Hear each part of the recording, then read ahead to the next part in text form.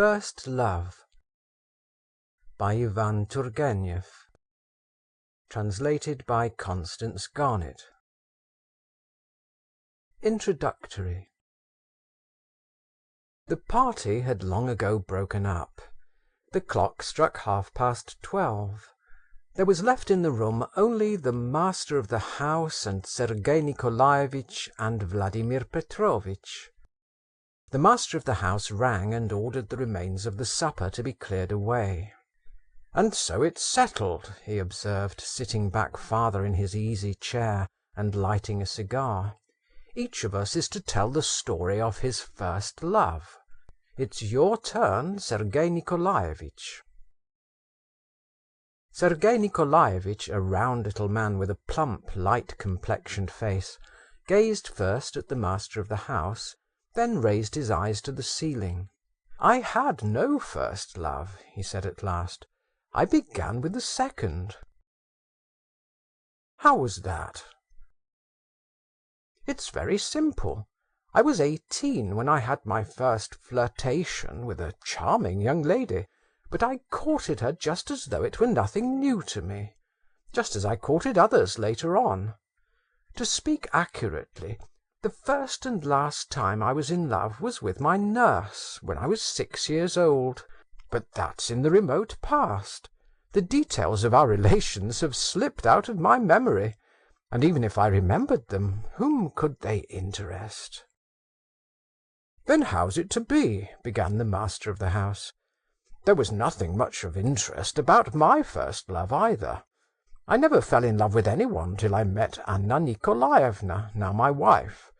And everything went as smoothly as possible with us. Our parents arranged the match, we were very soon in love with each other, and got married without loss of time. My story can be told in a couple of words. I must confess, gentlemen, in bringing up the subject of first love, I reckoned upon you, I won't say old, but no longer young, bachelors. Can't you enliven us with something, Vladimir Petrovitch?" "My first love certainly was not quite an ordinary one," responded with some reluctance Vladimir Petrovitch, a man of 40 with black hair turning grey. "Ah," said the master of the house and Sergei Nikolaevitch with one voice. "So much the better. Tell us about it." "If you wish it. Or no, I won't tell the story. I'm no hand at telling a story. I make it dry and brief, or spun out and affected. If you'll allow me, I'll write out all I remember and read it to you."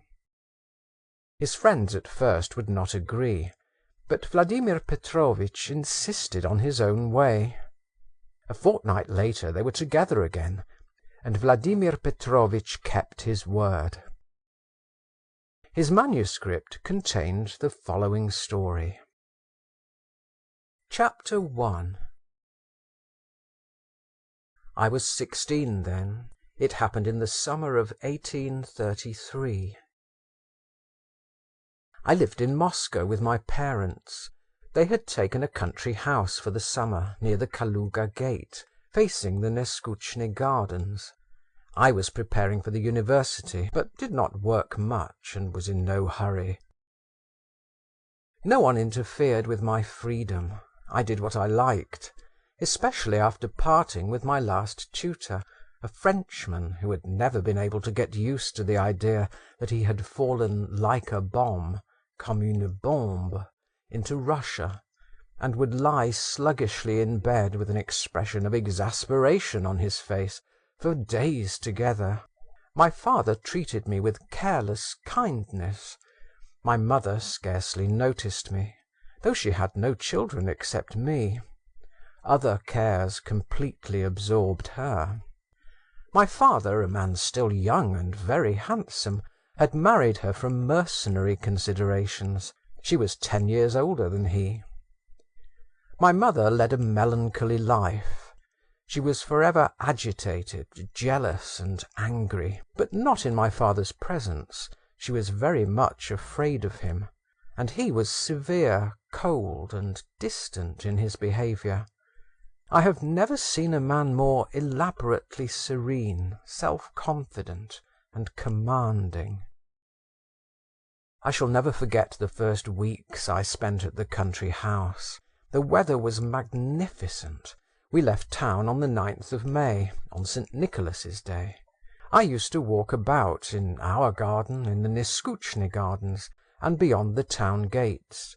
I would take some book with me, Keidanov's Course, for instance, but I rarely looked into it, and more often than anything declaimed verses aloud. I knew a great deal of poetry by heart. My blood was in a ferment, and my heart ached, so sweetly and absurdly. I was all hope and anticipation, was a little frightened of something, and full of wonder at everything, and was on the tiptoe of expectation. My imagination played continually, fluttering rapidly about the same fancies, like martins about a bell tower at dawn. I dreamed, was sad, even wept, but through the tears and through the sadness, inspired by a musical verse, or the beauty of evening, shot up like grass in spring the delicious sense of youth and effervescent life. I had a horse to ride. I used to saddle it myself and set off alone for long rides, break into a rapid gallop, and fancy myself a knight at a tournament. How gaily the wind whistled in my ears, or turning my face towards the sky, I would absorb its shining radiance and blue into my soul that opened wide to welcome it. I remember that at that time the image of woman, the vision of love, scarcely ever arose in definite shape in my brain, but in all I thought, in all I felt, lay hidden a half-conscious, shamefaced presentiment of something new, unutterably sweet, feminine. This presentiment, this expectation, permeated my whole being. I breathed in it. It coursed through my veins with every drop of blood. It was destined to be soon fulfilled. The place where we settled for the summer consisted of a wooden manor house with columns and 2 small lodges. In the lodge on the left there was a tiny factory for the manufacture of cheap wallpapers.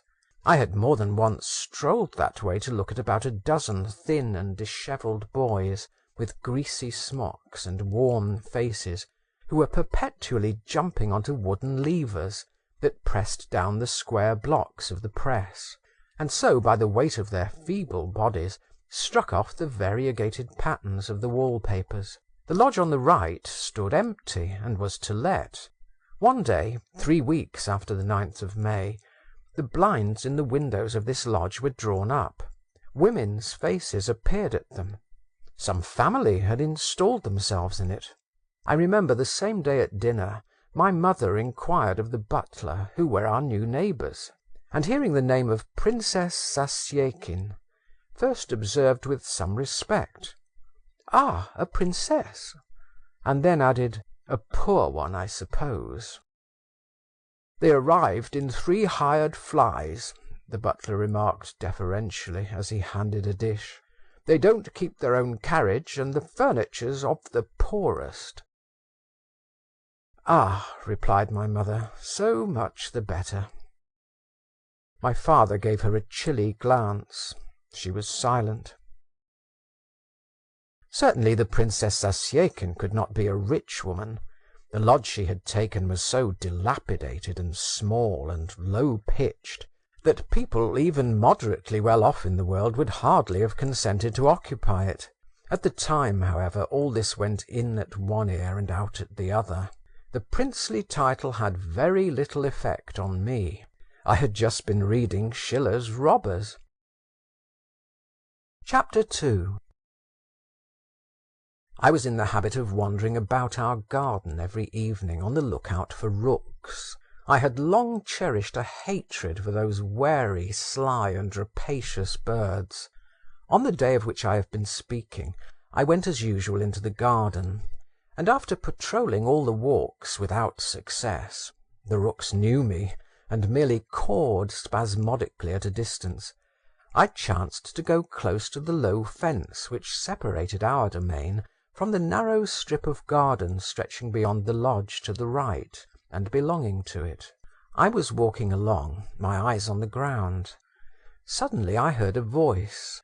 I looked across the fence, and was thunderstruck. I was confronted with a curious spectacle. A few paces from me on the grass, between the green raspberry bushes, stood a tall, slender girl in a striped pink dress, with a white kerchief on her head. 4 young men were close round her, and she was slapping them by turns on the forehead with those small grey flowers, the name of which I don't know. Though they are well known to children, the flowers form little bags and burst open with a pop when you strike them against anything hard.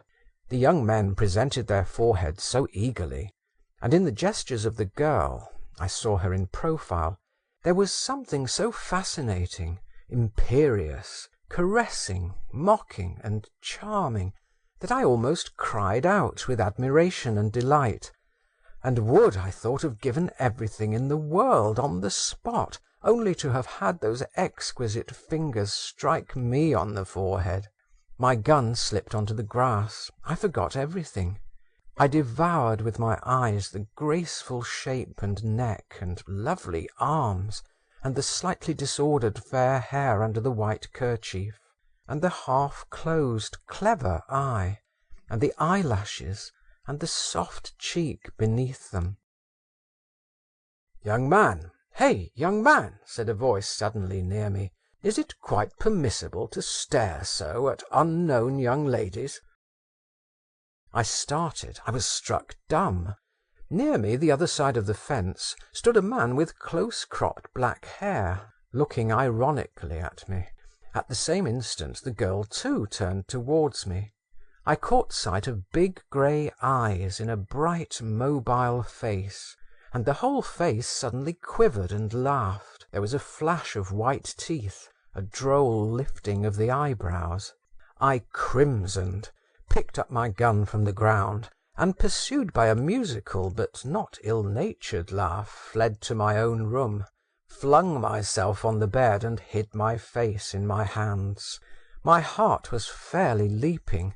I was greatly ashamed and overjoyed. I felt an excitement I had never known before. After a rest I brushed my hair, washed, and went downstairs to tea. The image of the young girl floated before me. My heart was no longer leaping, but was full of a sort of sweet oppression. "What's the matter?" my father asked me all at once. "Have you killed a rook?" I was on the point of telling him all about it, but I checked myself and merely smiled to myself. As I was going to bed, I rotated, I don't know why, 3 times on one leg, pomaded my hair, got into bed, and slept like a top all night. Before morning I woke up for an instant, raised my head, looked round me in ecstasy, and fell asleep again. Chapter 3. How can I make their acquaintance? Was my first thought when I waked in the morning. I went out in the garden before morning tea, but I did not go too near the fence, and saw no one. After drinking tea, I walked several times up and down the street before the house, and looked into the windows from a distance. I fancied her face at a curtain, and I hurried away in alarm. I must make her acquaintance, though, I thought, pacing distractedly about the sandy plain that stretches before Neskutchny Park. But how? That is the question. I recalled the minutest details of our meeting yesterday. I had, for some reason or other, a particularly vivid recollection of how she had laughed at me. But while I racked my brains and made various plans, fate had already provided for me. In my absence, my mother had received from her new neighbour a letter on grey paper, sealed with brown wax, such as is only used in notices from the post office, or on the corks of bottles of cheap wine.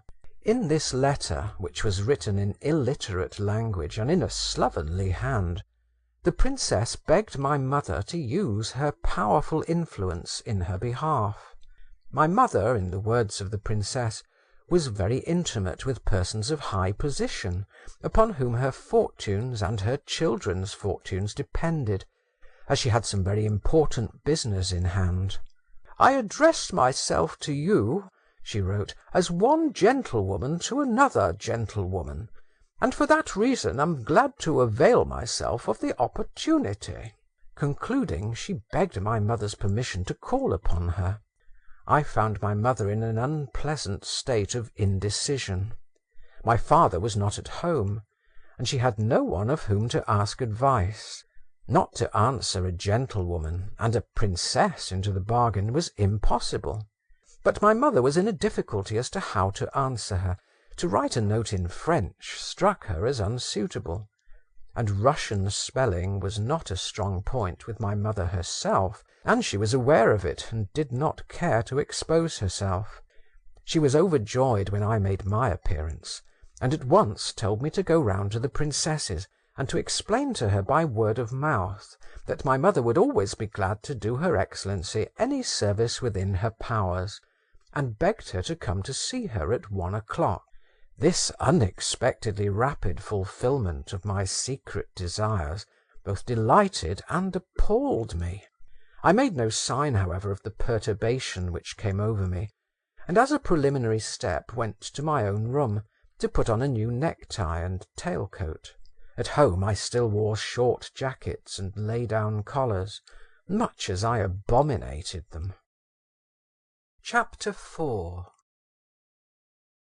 In the narrow and untidy passage of the lodge, which I entered with an involuntary tremor in all my limbs, I was met by an old grey-headed servant with a dark copper-coloured face, surly little pig's eyes, and such deep furrows on his forehead and temples as I had never beheld in my life. He was carrying a plate containing the spine of a herring that had been gnawed at, and shutting the door that led into the room with his foot, he jerked out, "What do you want?" "Is the Princess Zasyekin at home?" I inquired. "Vonifaty!" a jarring female voice screamed from within. The man without a word turned his back on me, exhibiting as he did so the extremely threadbare hind part of his livery, with a solitary reddish heraldic button on it. He put the plate down on the floor and went away. "Did you go to the police station?" the same female voice called again. The man muttered something in reply. Has someone come?" I heard again. "The young gentleman from next door. Ask him in, then." "Will you step into the drawing-room?" said the servant, making his appearance once more, and picking up the plate from the floor. I mastered my emotions and went into the drawing-room.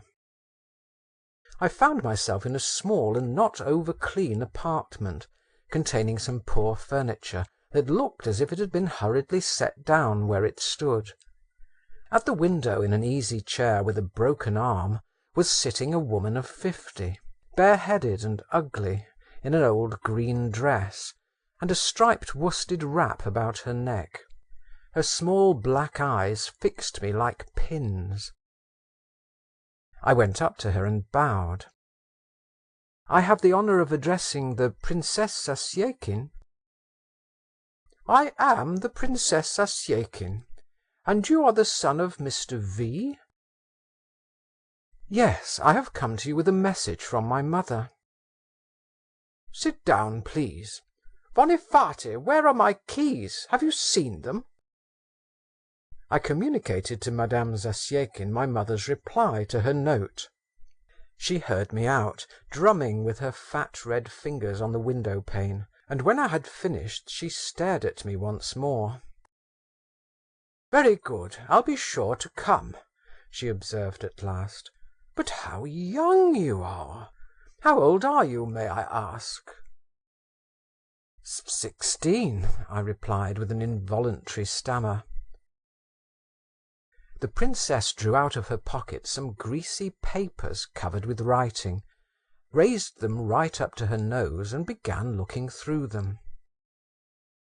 "A good age," she ejaculated suddenly, turning round restlessly on her chair. "And do you pray make yourself at home? I don't stand on ceremony." No, indeed, I thought, scanning her unprepossessing person with a disgust I could not restrain. At that instant another door flew open quickly, and in the doorway stood the girl I had seen the previous evening in the garden. She lifted her hand, and a mocking smile gleamed in her face. "Here is my daughter," observed the princess, indicating her with her elbow. "Zinotchka, the son of our neighbour, Mr. V. What is your name, allow me to ask?" "Vladimir," I answered, getting up and stuttering in my excitement. "And your father's name?" "Petrovitch." "Ah! I used to know a commissioner of police whose name was Vladimir Petrovitch too. Bonifati, don't look for my keys. The keys are in my pocket." The young girl was still looking at me with the same smile, faintly fluttering her eyelids, and putting her head a little on one side. "I have seen Monsieur Voldemar before," she began. The silvery note of her voice ran through me with a sort of sweet shiver. "You will let me call you so?" "Oh, please," I faltered. "Where was that?" asked the princess. The young princess did not answer her mother. "Have you anything to do just now?" she said, not taking her eyes off me. "Oh, no." "Would you like to help me wind some wool? Come in here to me." She nodded to me and went out of the drawing room. I followed her. In the room we went into the furniture was a little better, and was arranged with more taste, though indeed at the moment I was scarcely capable of noticing anything. I moved as in a dream, and felt all through my being a sort of intense blissfulness that verged on imbecility. The young princess sat down, took out a skein of red wool, and motioning me to a seat opposite her, carefully untied the skein and laid it across my hands. All this she did in silence, with a sort of droll deliberation, and with the same bright sly smile on her slightly parted lips. She began to wind the wool on a bent card, and all at once she dazzled me with a glance so brilliant and rapid that I could not help dropping my eyes. When her eyes, which were generally half closed, opened to their full extent, her face was completely transfigured. It was as though it were flooded with light. "What did you think of me yesterday, Monsieur Voldemar?" she asked after a brief pause. "You thought ill of me, I expect." "I, princess, I thought nothing. How can I?" I answered in confusion. "Listen," she rejoined. "You don't know me yet. I'm a very strange person. I like always to be told the truth. You, I have just heard, are 16, and I am 21.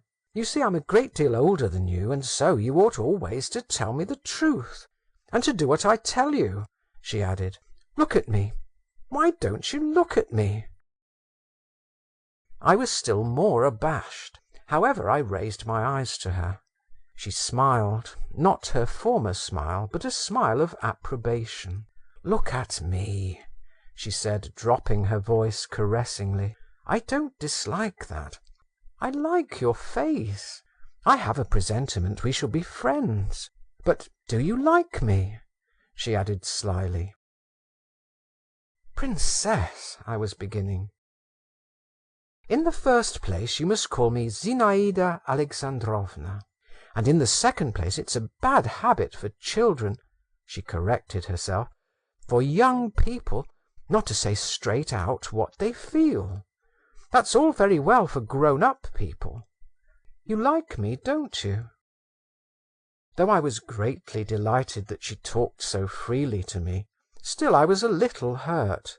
I wanted to show her that she had not a mere boy to deal with, and assuming as easy and serious an air as I could, I observed, "Certainly, I like you very much, Zinaïda Alexandrovna. I have no wish to conceal it." She shook her head very deliberately. "Have you a tutor?" she asked suddenly. "No, I've not had a tutor for a long, long while." I told a lie. It was not a month since I had parted with my Frenchman. "Oh, I see then, you are quite grown up." She tapped me lightly on the fingers. "Hold your hands straight," and she applied herself busily to winding the ball. I seized the opportunity when she was looking down, and fell to watching her, at first stealthily, then more and more boldly. Her face struck me as even more charming than on the previous evening. Everything in it was so delicate, clever, and sweet. She was sitting with her back to a window covered with a white blind. The sunshine, streaming in through the blind, shed a soft light over her fluffy golden curls, her innocent neck, her sloping shoulders, and tender, untroubled bosom. I gazed at her, and how dear and near she was already to me. It seemed to me I had known her a long while, and had never known anything, nor lived at all, till I met her. She was wearing a dark and rather shabby dress and an apron. I would gladly, I felt, have kissed every fold of that dress and apron. The tips of her little shoes peeped out from under her skirt.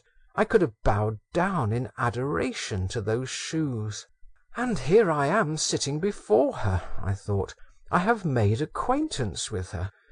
What happiness, my God! I could hardly keep from jumping up from my chair in ecstasy, but I only swung my legs a little, like a small child who has been given sweetmeats.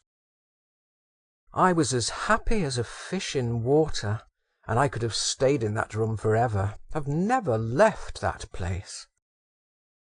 Her eyelids were slowly lifted, and once more her clear eyes shone kindly upon me, and again she smiled. "How you look at me," she said slowly, and she held up a threatening finger. I blushed. "She understands it all, she sees it all," flashed through my mind. And how could she fail to understand and see it all? All at once there was a sound in the next room, the clink of a sabre. "Zina!" screamed the princess in the drawing-room. "Byelovzorov has brought you a kitten." "A kitten!" cried Zinaïda, and getting up from her chair impetuously, she flung the ball of worsted on my knees and ran away. I too got up, and laying the skein and the ball of wool on the window-sill, I went into the drawing-room and stood still, hesitating.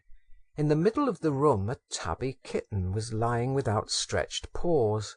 Zinaïda was on her knees before it, cautiously lifting up its little face. Near the old princess, and filling up almost the whole space between the two windows, was a flaxen curly-headed young man, a hussar, with a rosy face and prominent eyes. "What a funny little thing," Zinaïda was saying, "and its eyes are not grey but green, and what long ears! Thank you, Viktor Yegoritch, you are very kind." The hussar, in whom I recognized one of the young men I had seen the evening before, smiled and bowed with a clink of his spurs and a jingle of the chain of his sabre. "You were pleased to say yesterday that you wished to possess a tabby kitten with long ears, so I obtained it.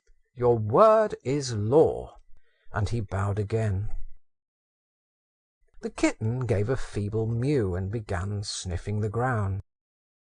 "It's hungry," cried Zinaïda. "Vonifaty, Sonia, bring some milk."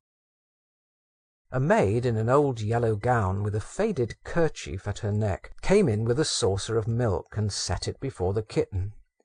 The kitten started, blinked, and began lapping. "What a pink little tongue it has," remarked Zinaïda, putting her head almost on the ground and peeping at it sideways under its very nose. The kitten, having had enough, began to purr and move its paws affectedly. Zinaïda got up, and turning to the maid, said carelessly, "Take it away." "For the kitten, your little hand," said the hussar, with a simper and a shrug of his strongly built frame, which was tightly buttoned up in a new uniform. "Both," replied Zinaïda, and she held out her hands to him. While he was kissing them, she looked at me over his shoulder.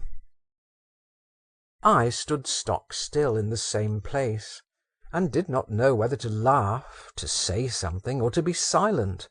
Suddenly, through the open door into the passage, I caught sight of our footman, Fyodor. He was making signs to me. Mechanically I went out to him. "What do you want?" I asked. "Your mamma has sent for you," he said in a whisper. "She is angry that you have not come back with the answer." "Why, have I been here long?" "Over an hour." "Over an hour," I repeated unconsciously, and going back to the drawing-room I began to make bows and scrape with my heels. "Where are you off to?" the young princess asked, glancing at me from behind the hussar. "I must go home.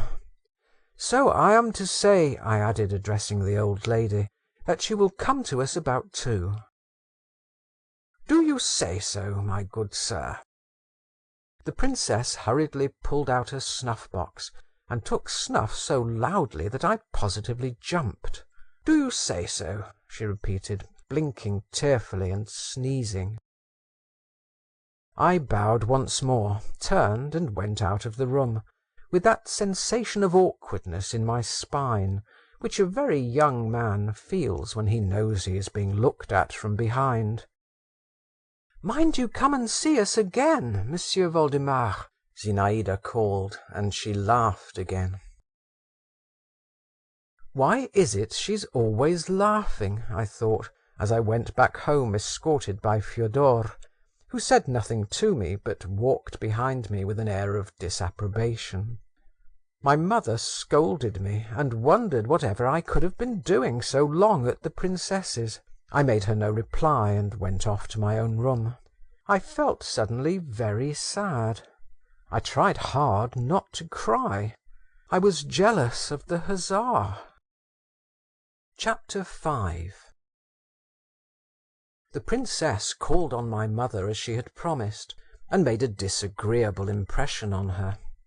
I was not present at their interview, but at table my mother told my father that this Princess Zasyekin struck her as a femme très vulgaire, that she had quite worn her out, begging her to interest Prince Sergei in their behalf, that she seemed to have no end of lawsuits and affairs on hand, de vilaines affaires d'argent, and must be a very troublesome and litigious person. My mother added, however, that she had asked her and her daughter to dinner the next day. Hearing the word daughter, I buried my nose in my plate, for after all she was a neighbour and a person of title. Upon this my father informed my mother that he remembered now who this lady was, that he had in his youth known the deceased Prince Zasyekin, a very well-bred but frivolous and absurd person, that he had been nicknamed in society Le Parisien, from having lived a long while in Paris, that he had been very rich, but had gambled away all his property, and for some unknown reason, probably for money, though indeed he might have chosen better if so, my father added with a cold smile, he had married the daughter of an agent, and after his marriage had entered upon speculations and ruined himself utterly. "If only she doesn't try to borrow money," observed my mother. "That's exceedingly possible," my father responded tranquilly. Does she speak French?" "Very badly." It's of no consequence, anyway. I think you said you had asked the daughter, too. Someone was telling me she was a very charming and cultivated girl." "Ah, then she can't take after her mother." "Nor her father either," rejoined my father. "He was cultivated indeed, but a fool." My mother sighed and sank into thought. My father said no more. I felt very uncomfortable during this conversation. After dinner I went into the garden, but without my gun.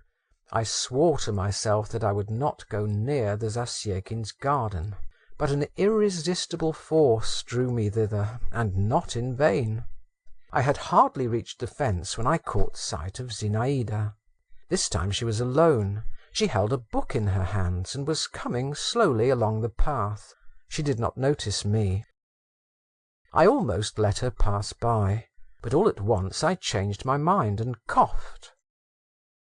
She turned round, but did not stop, pushed back with one hand the broad blue ribbon of her round straw hat, looked at me, smiled slowly, and again bent her eyes on the book. I took off my cap, and after hesitating a moment, walked away with a heavy heart. Que suis-je pour elle? I thought, God knows why, in French. Familiar footsteps sounded behind me. I looked round. My father came up to me with his light, rapid walk. "Is that the young princess?" he asked me. "Yes." "Why, do you know her?" "I saw her this morning at the princess's." My father stopped, and turning sharply on his heel, went back. When he was on a level with Zinaïda, he made her a courteous bow. She too bowed to him with some astonishment on her face, and dropped her book. I saw how she looked after him. My father was always irreproachably dressed, simple and in a style of his own, but his figure had never struck me as more graceful. Never had his grey hat sat more becomingly on his curls, which were scarcely perceptibly thinner than they had once been. I bent my steps towards Zinaïda, but she did not even glance at me. She picked up her book again and went away. Chapter 6. The whole evening and the following day I spent in a sort of dejected apathy. I remember I tried to work, and took up Keidanov, but the boldly printed lines and pages of the famous textbook passed before my eyes in vain. I read 10 times over the words, "Julius Caesar was distinguished by warlike courage." I did not understand anything, and threw the book aside. Before dinner time I pomaded myself once more, and once more put on my tail-coat and necktie. "What's that for?" my mother demanded. "You're not a student yet, and God knows whether you'll get through the examination. And you've not long had a new jacket. You can't throw it away." "There will be visitors," I murmured, almost in despair. "What nonsense! Fine visitors indeed." I had to submit. I changed my tail-coat for my jacket, but I did not take off the necktie. The princess and her daughter made their appearance half an hour before dinner-time. The old lady had put on, in addition to the green dress with which I was already acquainted, a yellow shawl, and an old-fashioned cap adorned with flame-coloured ribbons. She began talking at once about her money difficulties, sighing, complaining of her poverty, and imploring assistance, but she made herself at home. She took snuff as noisily, and fidgeted and lolled about in her chair as freely as ever. It never seemed to have struck her that she was a princess. Zinaïda, on the other hand, was rigid, almost haughty in her demeanour, every inch a princess. There was a cold immobility and dignity in her face. I should not have recognized it. I should not have known her smiles, her glances, though I thought her exquisite in this new aspect too. She wore a light barège dress with pale blue flowers on it. Her hair fell in long curls down her cheek, in the English fashion.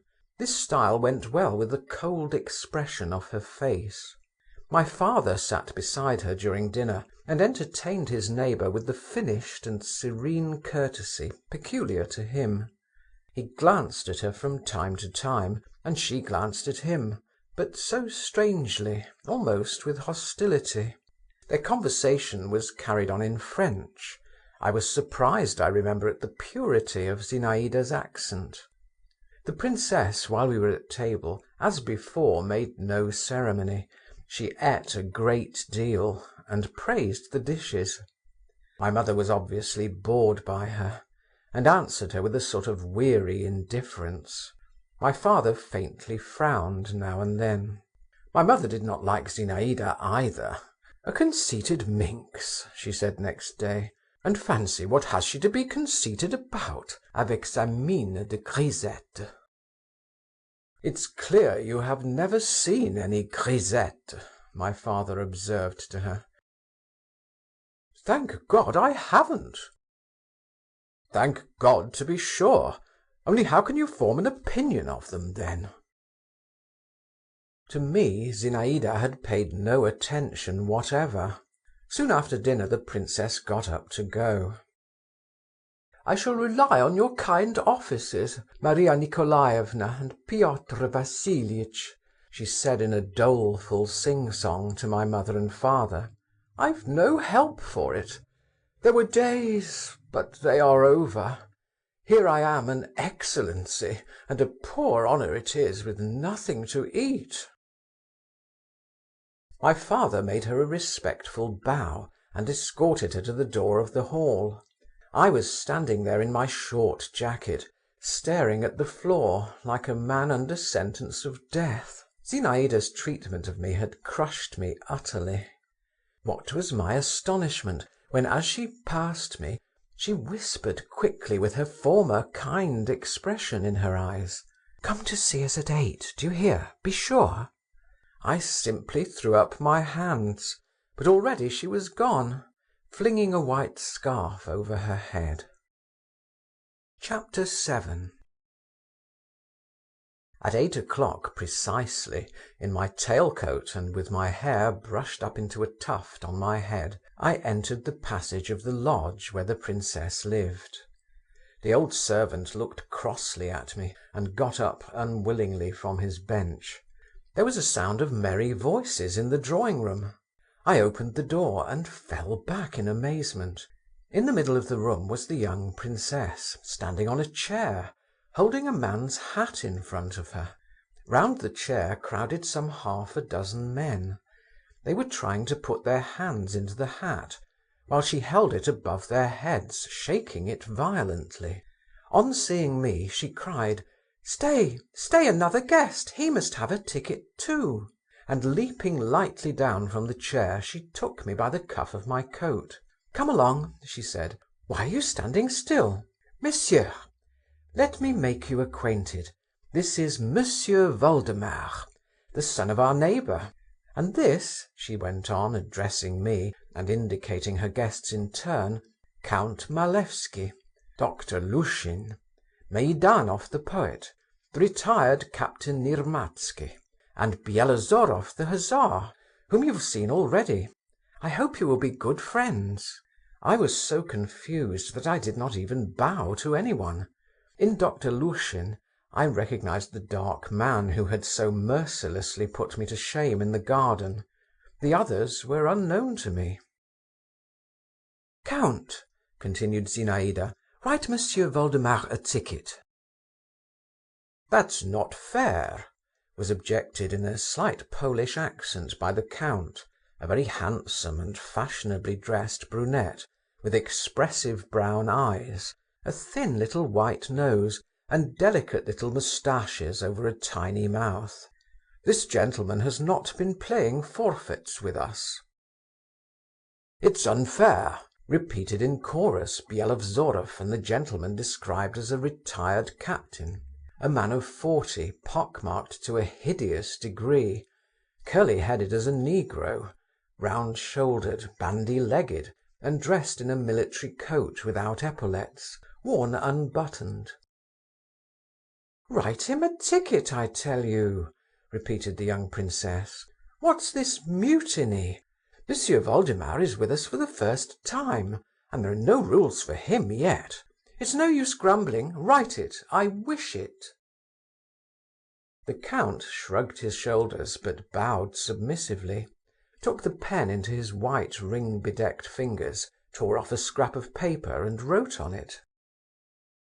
"At least let us explain to M'sieu Voldemar what we are about," Lushin began in a sarcastic voice, "or else he will be quite lost. Do you see, young man, we are playing forfeits. The princess has to pay a forfeit, and the one who draws the lucky lot is to have the privilege of kissing her hand. Do you understand what I've told you?" I simply stared at him, and continued to stand still in bewilderment, while the young princess jumped up on the chair again, and again began waving the hat.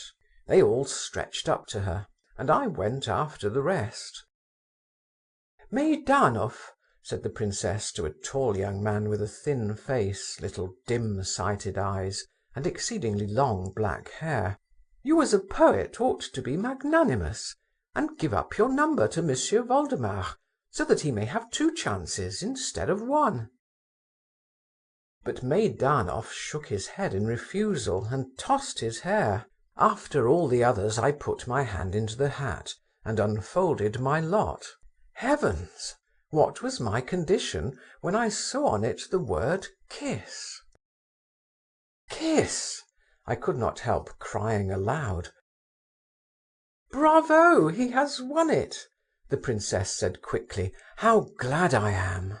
She came down from the chair and gave me such a bright, sweet look that my heart bounded. "Are you glad?" she asked me. "Me?" I faltered. "Sell me your lot," Byelovzorov growled suddenly in my ear. "I'll give you 100 roubles."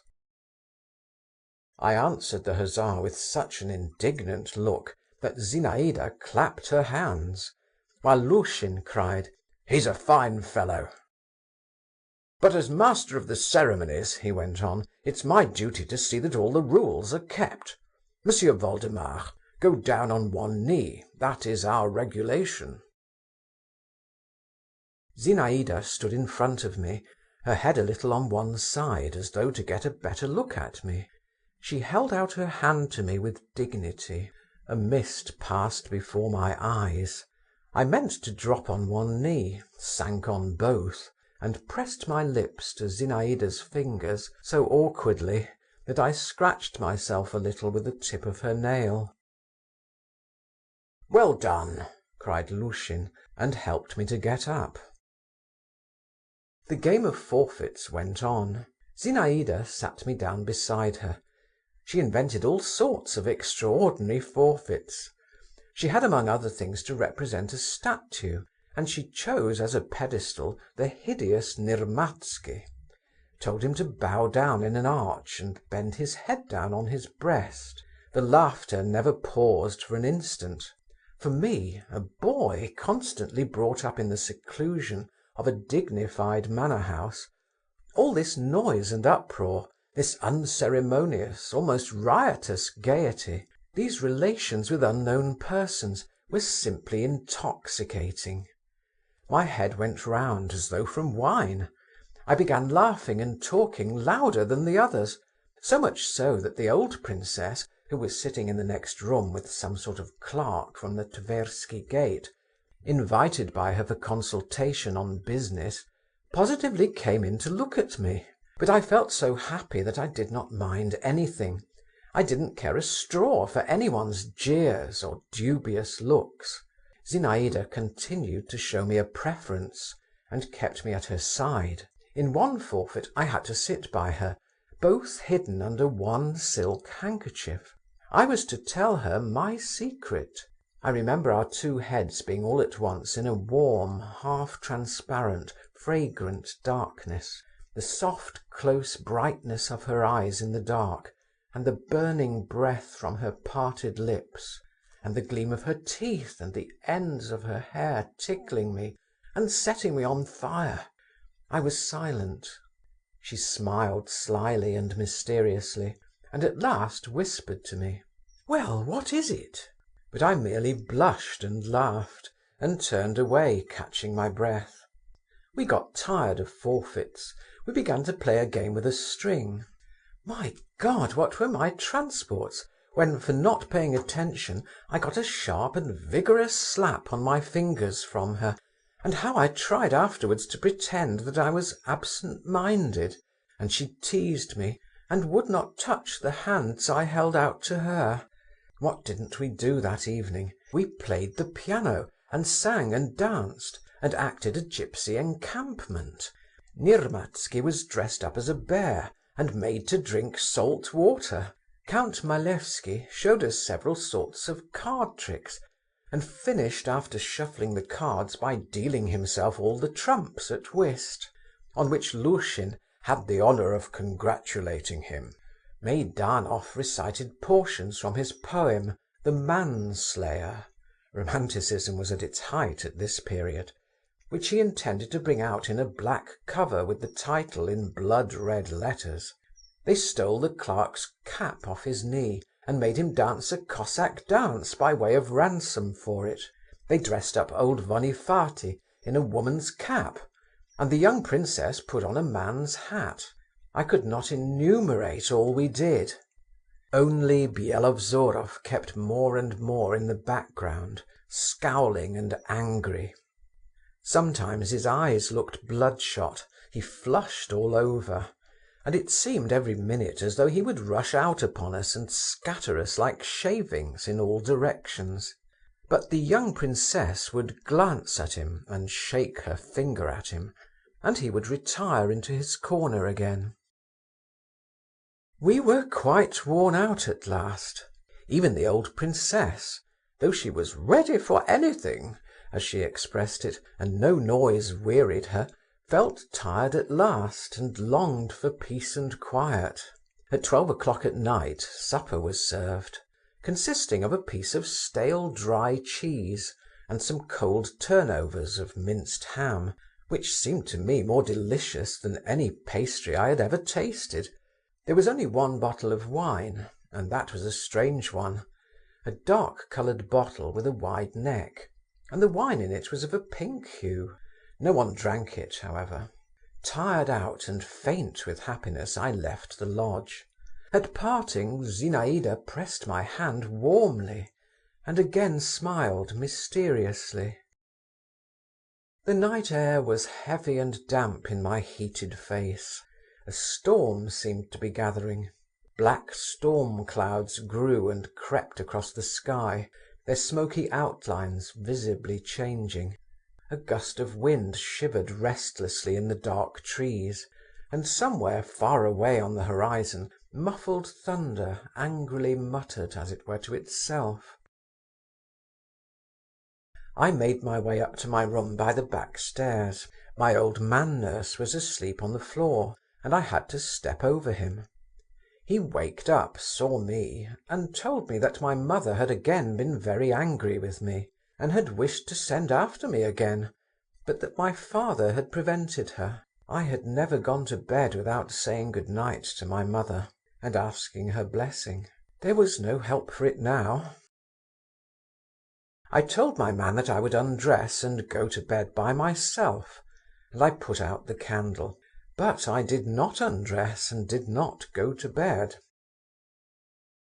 I sat down on a chair and sat a long while as though spellbound. What I was feeling was so new and so sweet. I sat still, hardly looking round, and not moving, drew slow breaths, and only from time to time laughed silently at some recollection, or turned cold within at the thought that I was in love, that this was she, that this was love. Zinaïda's face floated slowly before me in the darkness, floated and did not float away. Her lips still wore the same enigmatic smile, her eyes watched me, a little from one side, with a questioning, dreamy, tender look, as at the instant of parting from her. At last I got up, walked on tiptoe to my bed, and without undressing laid my head carefully on the pillow, as though I were afraid by an abrupt movement to disturb what filled my soul. I lay down, but did not even close my eyes. Soon I noticed that faint glimmers of light of some sort were thrown continually into the room. I sat up and looked at the window. The window frame could be clearly distinguished from the mysteriously and dimly lighted panes. It is a storm, I thought, and a storm it really was, but it was raging so very far away that the thunder could not be heard. Only blurred, long, as it were branching gleams of lightning flashed continually over the sky. It was not flashing, though, so much as quivering and twitching, like the wing of a dying bird. I got up, went to the window, and stood there till morning. The lightning never ceased for an instant. It was what is called among the peasants a sparrow night. I gazed at the dumb sandy plain, at the dark mass of the Neskutchny gardens, at the yellowish facades of the distant buildings, which seemed to quiver too at each faint flash. I gazed and could not turn away. These silent lightning flashes, these gleams, seemed in response to the secret silent fires which were aglow within me. Morning began to dawn. The sky was flushed in patches of crimson. As the sun came nearer, the lightning grew gradually paler and ceased. The quivering gleams were fewer and fewer, and vanished at last, drowned in the sobering positive light of the coming day. And my lightning flashes vanished too. I felt great weariness and peace, but Zinaïda's image still floated triumphant over my soul. But it too, this image, seemed more tranquil. Like a swan rising out of the reeds of a bog, it stood out from the other unbeautiful figures surrounding it, and as I fell asleep I flung myself before it in farewell, trusting adoration. Oh, sweet emotions, gentle harmony, goodness and peace of the softened heart, melting bliss of the first raptures of love! Where are they? Where are they? Chapter 8.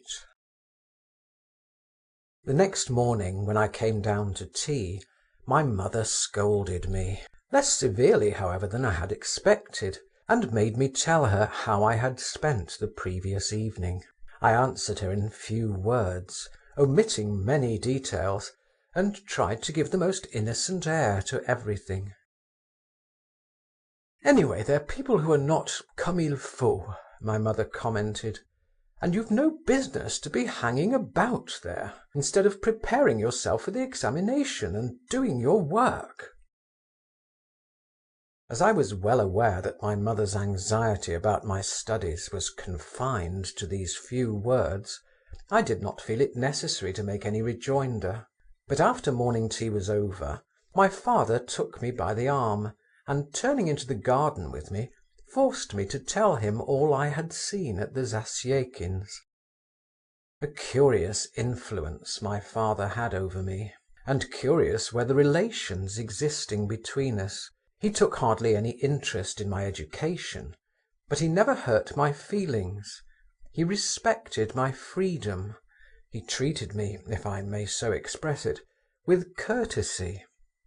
Only he never let me be really close to him.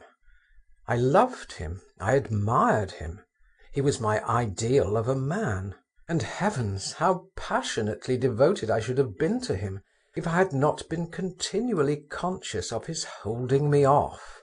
But when he liked, he could almost instantaneously, by a single word, a single gesture, call forth an unbounded confidence in him. My soul expanded, I chattered away to him, as to a wise friend, a kindly teacher. Then he as suddenly got rid of me, and again he was keeping me off, gently and affectionately, but still he kept me off. Sometimes he was in high spirits, and then he was ready to romp and frolic with me like a boy. He was fond of vigorous physical exercise of every sort. Once, it never happened a second time, he caressed me with such tenderness that I almost shed tears. But high spirits and tenderness alike vanished completely, and what had passed between us gave me nothing to build on for the future. It was as though I had dreamed it all.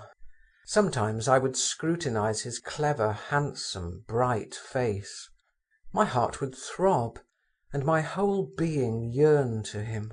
He would seem to feel what was going on within me, would give me a passing pat on the cheek, and go away, or take up some work, or suddenly freeze all over, as only he knew how to freeze, and I shrank into myself at once, and turned cold too. His rare fits of friendliness to me were never called forth by my silent but intelligible entreaties. They always occurred unexpectedly. Thinking over my father's character later, I have come to the conclusion that he had no thoughts to spare for me and for family life. His heart was in other things, and found complete satisfaction elsewhere. Take for yourself what you can, and don't be ruled by others. To belong to one's self, the whole savour of life lies in that, he said to me one day. Another time I, as a young democrat, fell to airing my views on liberty. He was kind, as I used to call it that day, and at such times I could talk to him as I liked. Liberty, he repeated. And do you know what can give a man liberty? What? Will, his own will, and it gives power, which is better than liberty. Know how to will, and you will be free, and will lead. My father before all, and above all, desired to live, and lived. Perhaps he had a presentiment that he would not have long to enjoy the savour of life. He died at 42. I described my evening at the Zasyekins' minutely to my father. Half attentively, half carelessly, he listened to me, sitting on a garden seat, drawing in the sand with his cane. Now and then he laughed, shot bright, droll glances at me, and spurred me on with short questions and assents. At first I could not bring myself even to utter the name of Zinaïda, but I could not restrain myself long, and began singing her praises. My father still laughed.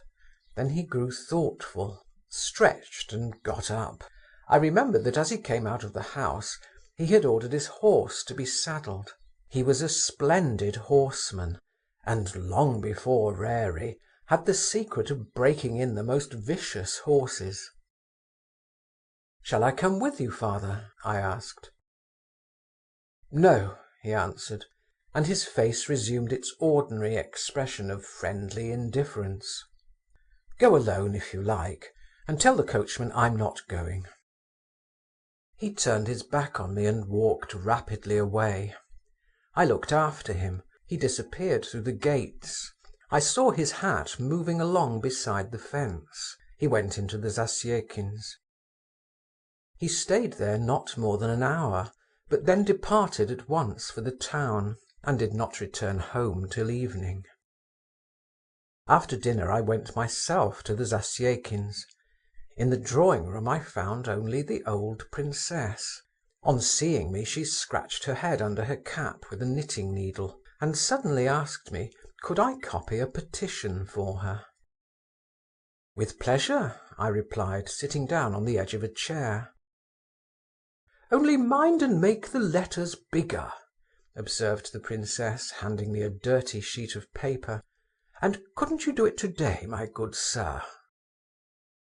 "Certainly, I will copy it today." The door of the next room was just opened, and in the crack I saw the face of Zinaïda, pale and pensive, her hair flung carelessly back. She stared at me with big chilly eyes, and softly closed the door. "Zina! Zina!" called the old lady. Zinaïda made no response. I took home the old lady's petition and spent the whole evening over it. Chapter 9. My passion dated from that day. I felt at that time, I recollect, something like what a man must feel on entering the service. I had ceased now to be simply a young boy. I was in love. I have said that my passion dated from that day. I might have added that my sufferings too dated from the same day. Away from Zinaïda I pined. Nothing was to my mind. Everything went wrong with me. I spent whole days thinking intensely about her. I pined when away, but in her presence I was no better off. I was jealous. I was conscious of my insignificance. I was stupidly sulky or stupidly abject, and all the same an invincible force drew me to her, and I could not help a shudder of delight whenever I stepped through the doorway of her room. Zinaïda guessed at once that I was in love with her, and indeed I never even thought of concealing it. She amused herself with my passion, made a fool of me, petted and tormented me. There is a sweetness in being the sole source, the autocratic and irresponsible cause of the greatest joy and profoundest pain to another, and I was like wax in Zinaïda's hands. Though indeed I was not the only one in love with her. All the men who visited the house were crazy over her, and she kept them all in leading strings at her feet. It amused her to arouse their hopes and then their fears, to turn them round her finger. She used to call it knocking their heads together, while they never dreamed of offering resistance and eagerly submitted to her. About her whole being, so full of life and beauty, there was a peculiarly bewitching mixture of slyness and carelessness, of artificiality and simplicity, of composure and frolicsomeness. About everything she did or said, about every action of hers, there clung a delicate, fine charm, in which an individual power was manifest at work. And her face was ever changing, working too. It expressed, almost at the same time, irony, dreaminess, and passion. Various emotions, delicate and quick-changing as the shadows of clouds on a sunny day of wind, chased one another continually over her lips and eyes. Each of her adorers was necessary to her. Byelovzorov, whom she sometimes called "my wild beast," and sometimes simply "mine," would gladly have flung himself into the fire for her sake. With little confidence in his intellectual abilities and other qualities, he was forever offering her marriage, hinting that the others were merely hanging about with no serious intention. Meidanov responded to the poetic fibres of her nature. A man of rather cold temperament, like almost all writers, he forced himself to convince her, and perhaps himself, that he adored her, sang her praises in endless verses, and read them to her with a peculiar enthusiasm, at once affected and sincere. She sympathized with him, and at the same time jeered at him a little. She had no great faith in him, and after listening to his outpourings, she would make him read Pushkin, as she said, to clear the air. Lushin, the ironical doctor, so cynical in words, knew her better than any of them, and loved her more than all, though he abused her to her face and behind her back. She could not help respecting him, but made him smart for it, and at times, with a peculiar malignant pleasure, made him feel that he too was at her mercy. "I'm a flirt, I'm heartless, I'm an actress in my instincts," she said to him one day in my presence. "Well and good. Give me your hand, then. I'll stick this pin in it. You'll be ashamed of this young man seeing it. It will hurt you. But you'll laugh for all that, you truthful person." Lushin crimsoned, turned away, bit his lips, but ended by submitting his hand. She pricked it, and he did in fact begin to laugh, and she laughed, thrusting the pin in pretty deeply, and peeping into his eyes, which he vainly strove to keep in other directions. I understood least of all the relations existing between Zinaïda and Count Malevsky. He was handsome, clever, and adroit, but something equivocal, something false in him was apparent even to me, a boy of 16, and I marvelled that Zinaïda did not notice it. But possibly she did notice this element of falsity really, and was not repelled by it.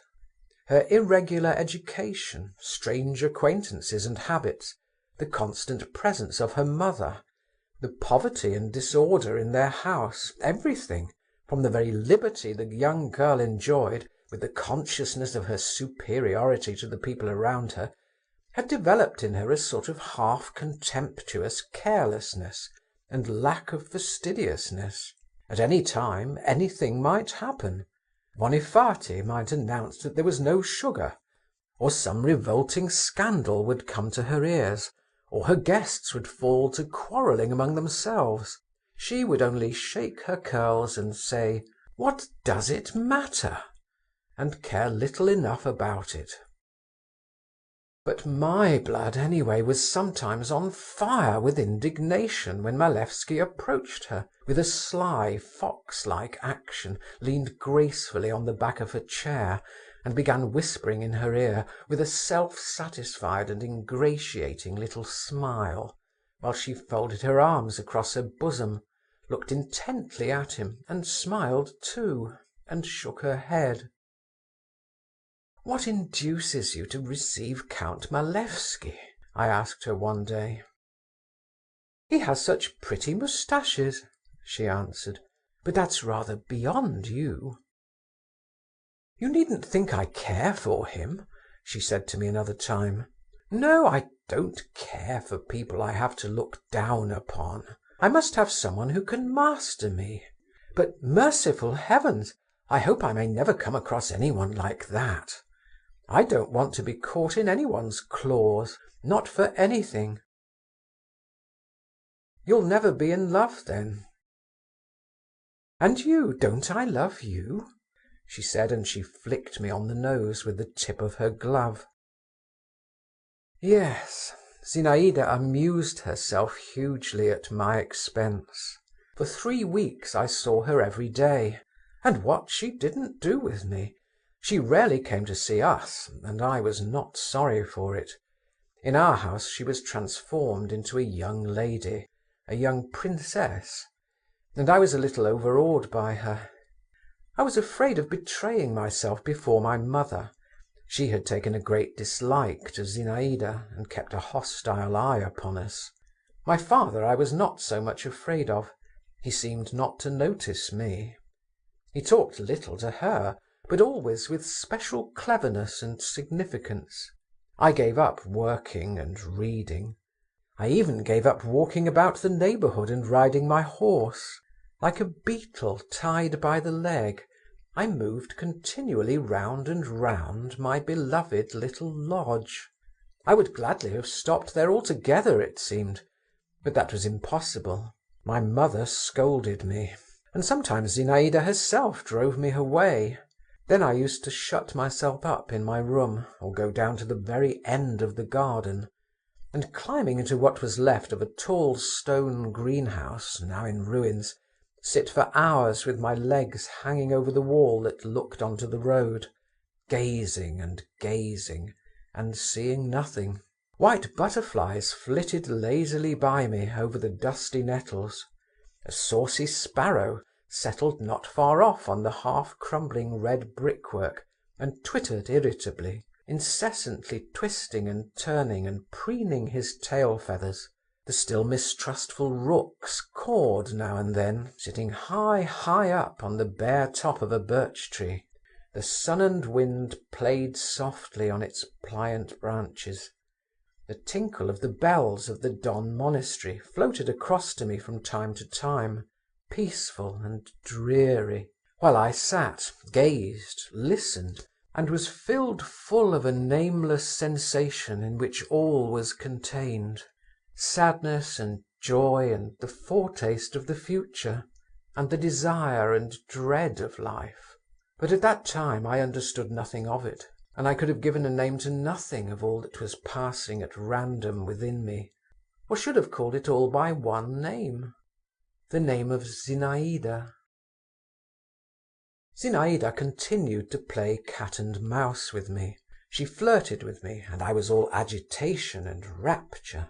Then she would suddenly thrust me away, and I dared not go near her, dared not look at her. I remember she was very cold to me for several days together. I was completely crushed, and creeping timidly to their lodge, tried to keep close to the old princess, regardless of the circumstance that she was particularly scolding and grumbling just at that time. Her financial affairs had been going badly, and she had already had 2 explanations with the police officials. One day I was walking in the garden beside the familiar fence, and I caught sight of Zinaïda. Leaning on both arms, she was sitting on the grass, not stirring a muscle. I was about to make off cautiously, but she suddenly raised her head and beckoned me imperiously. My heart failed me. I did not understand her at first. She repeated her signal. I promptly jumped over the fence and ran joyfully up to her. But she brought me to a halt with a look, and motioned me to the path 2 paces from her. In confusion, not knowing what to do, I fell on my knees at the edge of the path. She was so pale.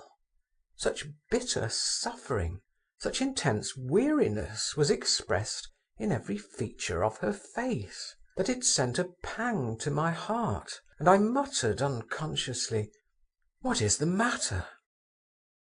Zinaïda stretched out her head, picked a blade of grass, bit it, and flung it away from her. "You love me very much?" she asked at last. "Yes." I made no answer. Indeed, what need was there to answer? "Yes," she said, looking at me as before, "that's so." "The same eyes," she went on, sank into thought and hid her face in her hands. "Everything's grown so loathsome to me," she whispered. "I would have gone to the other end of the world first. I can't bear it. I can't get over it. And what is there before me? Ah, I am wretched. My God, how wretched I am!" "What for?" I asked timidly. Zinaïda made no answer. She simply shrugged her shoulders. I remained kneeling, gazing at her with intense sadness. Every word she had uttered simply cut me to the heart. At that instant I felt I would gladly have given my life, if only she should not grieve. I gazed at her, and though I could not understand why she was wretched, I vividly pictured to myself how in a fit of insupportable anguish she had suddenly come out into the garden and sunk to the earth, as though mown down by a scythe. It was all bright and green about her. The wind was whispering in the leaves of the trees, and swinging now and then a long branch of a raspberry bush over Zinaïda's head. There was a sound of the cooing of doves, and the bees hummed, flying low over the scanty grass. Overhead the sun was radiantly blue, while I was so sorrowful. "Read me some poetry," said Zinaïda in an undertone, and she propped herself on her elbow. "I like your reading poetry. You read it in sing-song, but that's no matter, that comes of being young. Read me 'On the Hills of Georgia,' only sit down first." I sat down and read "On the Hills of Georgia." "That the heart cannot choose but love," repeated Zinaïda. "That's where poetry's so fine. It tells us what is not, and what's not only better than what is, but much more like the truth. Cannot choose but love. It might not want to, but it can't help it." She was silent again. Then all at once she started and got up. "Come along. Meidanov's indoors with mamma. He brought me his poem. But I deserted him. His feelings are hurt too now. I can't help it. You'll understand it all some day. Only don't be angry with me."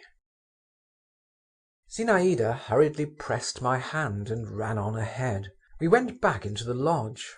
Meidanov set to reading us his "Manslayer," which had just appeared in print, but I did not hear him.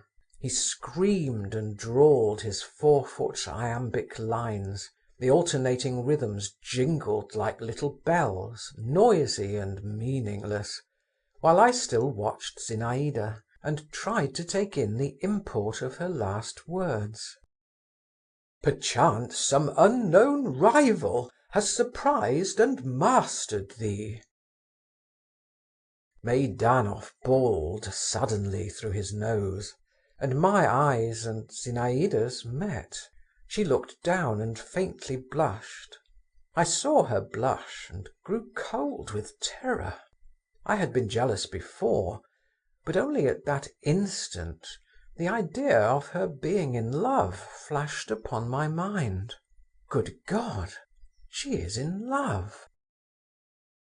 Chapter 10. My real torments began from that instant. I racked my brains, changed my mind, and changed it back again, and kept an unremitting, though as far as possible secret watch on Zinaïda. A change had come over her, that was obvious. She began going walks alone, and long walks. Sometimes she would not see visitors. She would sit for hours together in her room. This had never been a habit of hers till now. I suddenly became, or fancied I had become, extraordinarily penetrating. "Isn't it he? Or isn't it he?" I asked myself, passing in inward agitation from one of her admirers to another.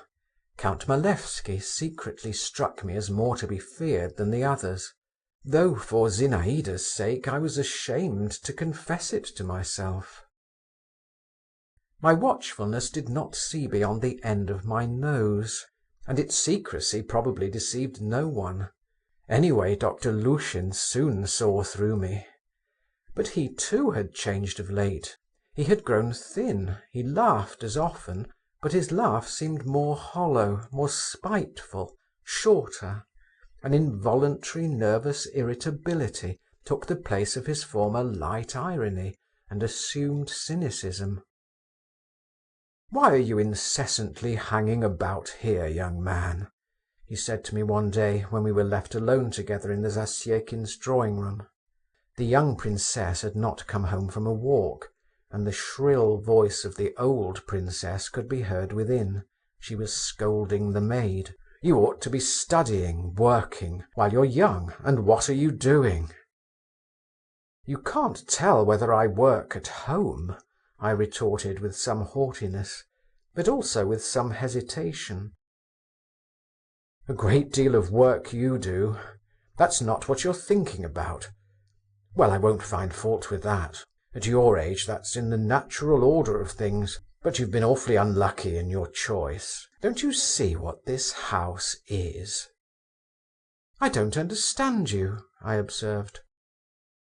"You don't understand, so much the worse for you. I regard it as a duty to warn you.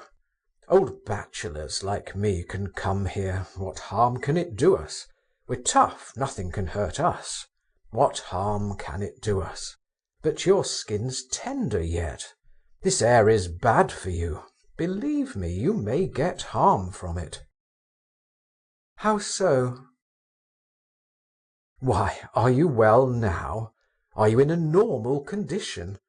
Is what you're feeling beneficial to you, good for you?" "Why, what am I feeling?" I said, while in my heart I knew the doctor was right. "Ah, young man," the doctor went on with an intonation that suggested that something highly insulting to me was contained in these two words. "What's the use of your prevaricating, when, thank God, what's in your heart is in your face, so far? But there, what's the use of talking? I shouldn't come here myself if—" the doctor compressed his lips. "If I weren't such a queer fellow. Only this is what surprises me, how it is you, with your intelligence, don't see what is going on around you." "And what is going on?"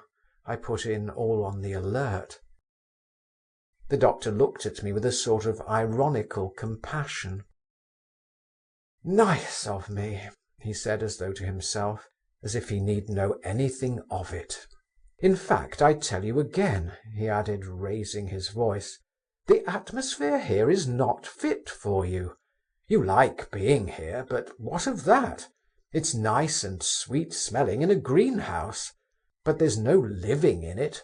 Yes, do as I tell you, and go back to your Keidanov."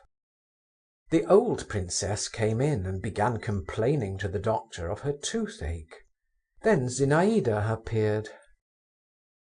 "Come," said the old princess, "you must scold her, doctor. She's drinking iced water all day long. Is that good for her, pray, with her delicate chest?" "Why do you do that?" asked Lushin. "Why, what effect could it have?" "What effect? You might get a chill and die."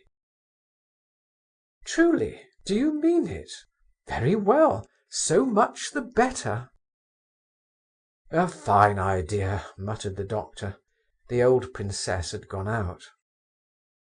"Yes, a fine idea," repeated Zinaïda. "Is life such a festive affair? Just look about you. Is it nice, Or do you imagine I don't understand it and don't feel it? It gives me pleasure, drinking iced water. And can you seriously assure me that such a life is worth too much to be risked for an instant's pleasure? Happiness I won't even talk about." "Oh, very well," remarked Lushin. "Caprice and irresponsibility. Those two words sum you up. Your whole nature's contained in those two words." Zinaïda laughed nervously. "You're late for the post, my dear doctor. You don't keep a good look-out. You're behind the times. Put on your spectacles. I'm in no capricious humour now. To make fools of you, to make a fool of myself. Much fun there is in that. And as for irresponsibility— Monsieur Voldemar," Zinaïda added suddenly, stamping, "don't make such a melancholy face. I can't endure people to pity me." She went quickly out of the room. "It's bad for you, very bad for you, this atmosphere, young man," Lushin said to me once more.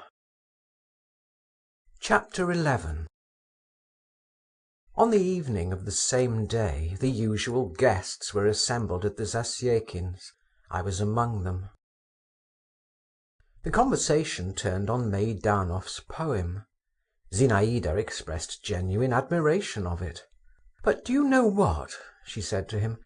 "If I were a poet, I would choose quite different subjects. Perhaps it's all nonsense, but strange ideas sometimes come into my head.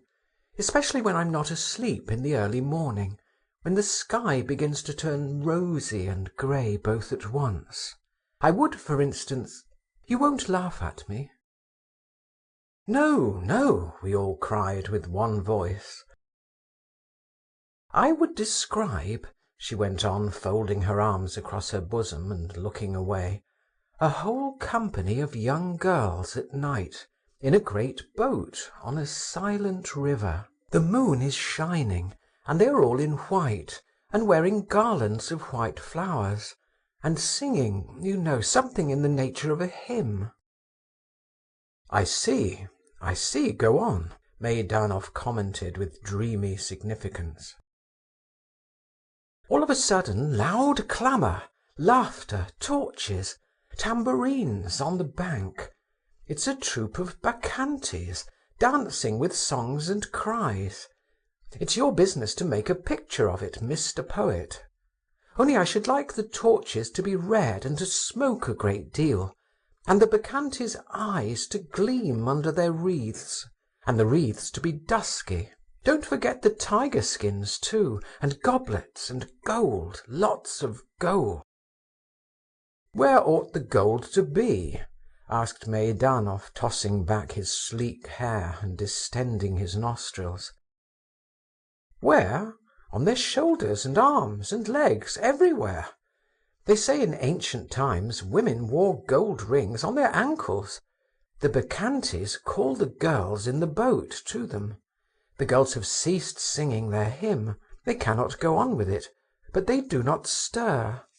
The river carries them to the bank, and suddenly one of them slowly rises. This you must describe nicely, how she slowly gets up in the moonlight, and how her companions are afraid.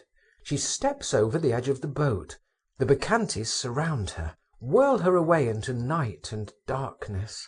Here put in smoke in clouds and everything in confusion.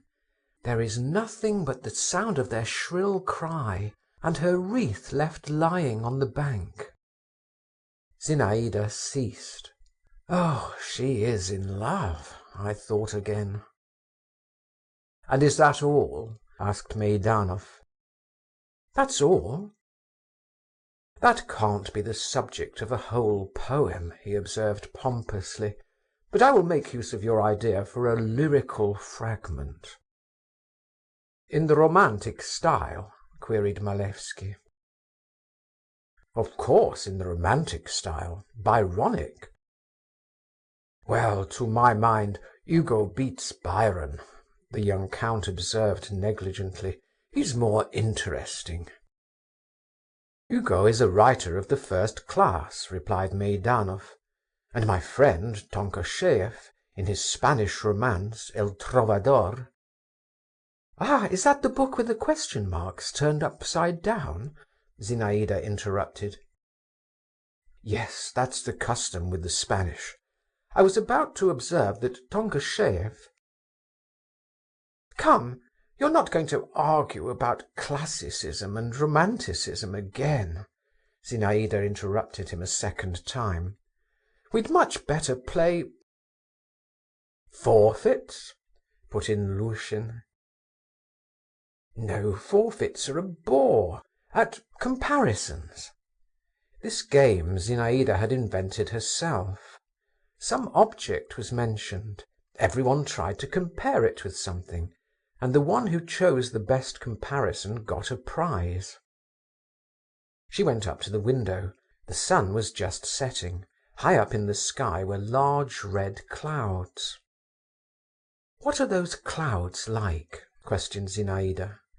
And without waiting for our answer, she said, "I think they are like the purple sails on the golden ship of Cleopatra, when she sailed to meet Antony. Do you remember, Meidanov, you were telling me about it not long ago?" All of us, like Polonius in Hamlet, opined that the clouds recalled nothing so much as those sails, and that not one of us could discover a better comparison. "And how old was Antony then?" inquired Zinaïda. "A young man, no doubt," observed Malevsky. "Yes, a young man," Meidanov chimed in confirmation. "Excuse me," cried Lushin, "he was over 40." "Over 40," repeated Zinaïda, giving him a rapid glance. I soon went home. "She is in love," my lips unconsciously repeated. But with whom? Chapter 12. The days passed by. Zinaïda became stranger and stranger, and more incomprehensible. One day I went over to her and saw her sitting in a basket chair, her head pressed to the sharp edge of the table. She drew herself up. Her whole face was wet with tears. "Ah, you," she said with a cruel smile. "Come here." I went up to her. She put her hand on my head, and suddenly catching hold of my hair, began pulling it. "It hurts me," I said at last. "Ah, does it? And do you suppose nothing hurts me?" she replied. "I," she cried suddenly, seeing she had pulled a little tuft of hair out. "What have I done? Poor Monsieur Voldemar!" She carefully smoothed the hair she had torn out, stroked it round her finger, and twisted it into a ring. "I shall put your hair in a locket and wear it round my neck," she said, while the tears still glittered in her eyes. "That will be some small consolation to you, perhaps. And now, good-bye." I went home, and found an unpleasant state of things there. My mother was having a scene with my father. She was reproaching him with something, while he, as his habit was, maintained a polite and chilly silence, and soon left her. I could not hear what my mother was talking of, and indeed I had no thought to spare for the subject. I only remember that when the interview was over, she sent for me to her room, and referred with great displeasure to the frequent visits I paid the princess, who was, in her words, une femme capable de tout. I kissed her hand. This was what I always did when I wanted to cut short a conversation, and went off to my room. Zinaïda's tears had completely overwhelmed me. I positively did not know what to think, and was ready to cry myself. I was a child, after all, in spite of my 16 years. I had now given up thinking about Malevsky, though Byelovzorov looked more and more threatening every day, and glared at the wily count like a wolf at a sheep. But I thought of nothing and of no one. I was lost in imaginings, and was always seeking seclusion and solitude. I was particularly fond of the ruined greenhouse. I would climb up on the high wall and perch myself, and sit there such an unhappy, lonely and melancholy youth that I felt sorry for myself. And how consolatory were those mournful sensations, how I revelled in them. One day I was sitting on the wall looking into the distance and listening to the ringing of the bells. Suddenly something floated up to me, not a breath of wind and not a shiver, but as it were a whiff of fragrance, as it were a sense of someone's being near. I looked down. Below on the path, in a light greyish gown, with a pink parasol on her shoulder, was Zinaïda, hurrying along. She caught sight of me, stopped, and pushing back the brim of her straw hat, she raised her velvety eyes to me. "What are you doing up there at such a height?" she asked me with a rather queer smile. "Come," she went on, "you always declare you love me. Jump down into the road to me, if you really do love me." Zinaïda had hardly uttered those words when I flew down, just as though someone had given me a violent push from behind. The wall was about 14 feet high. I reached the ground on my feet, but the shock was so great that I could not keep my footing. I fell down, and for an instant fainted away. When I came to myself again, without opening my eyes, I felt Zinaïda beside me.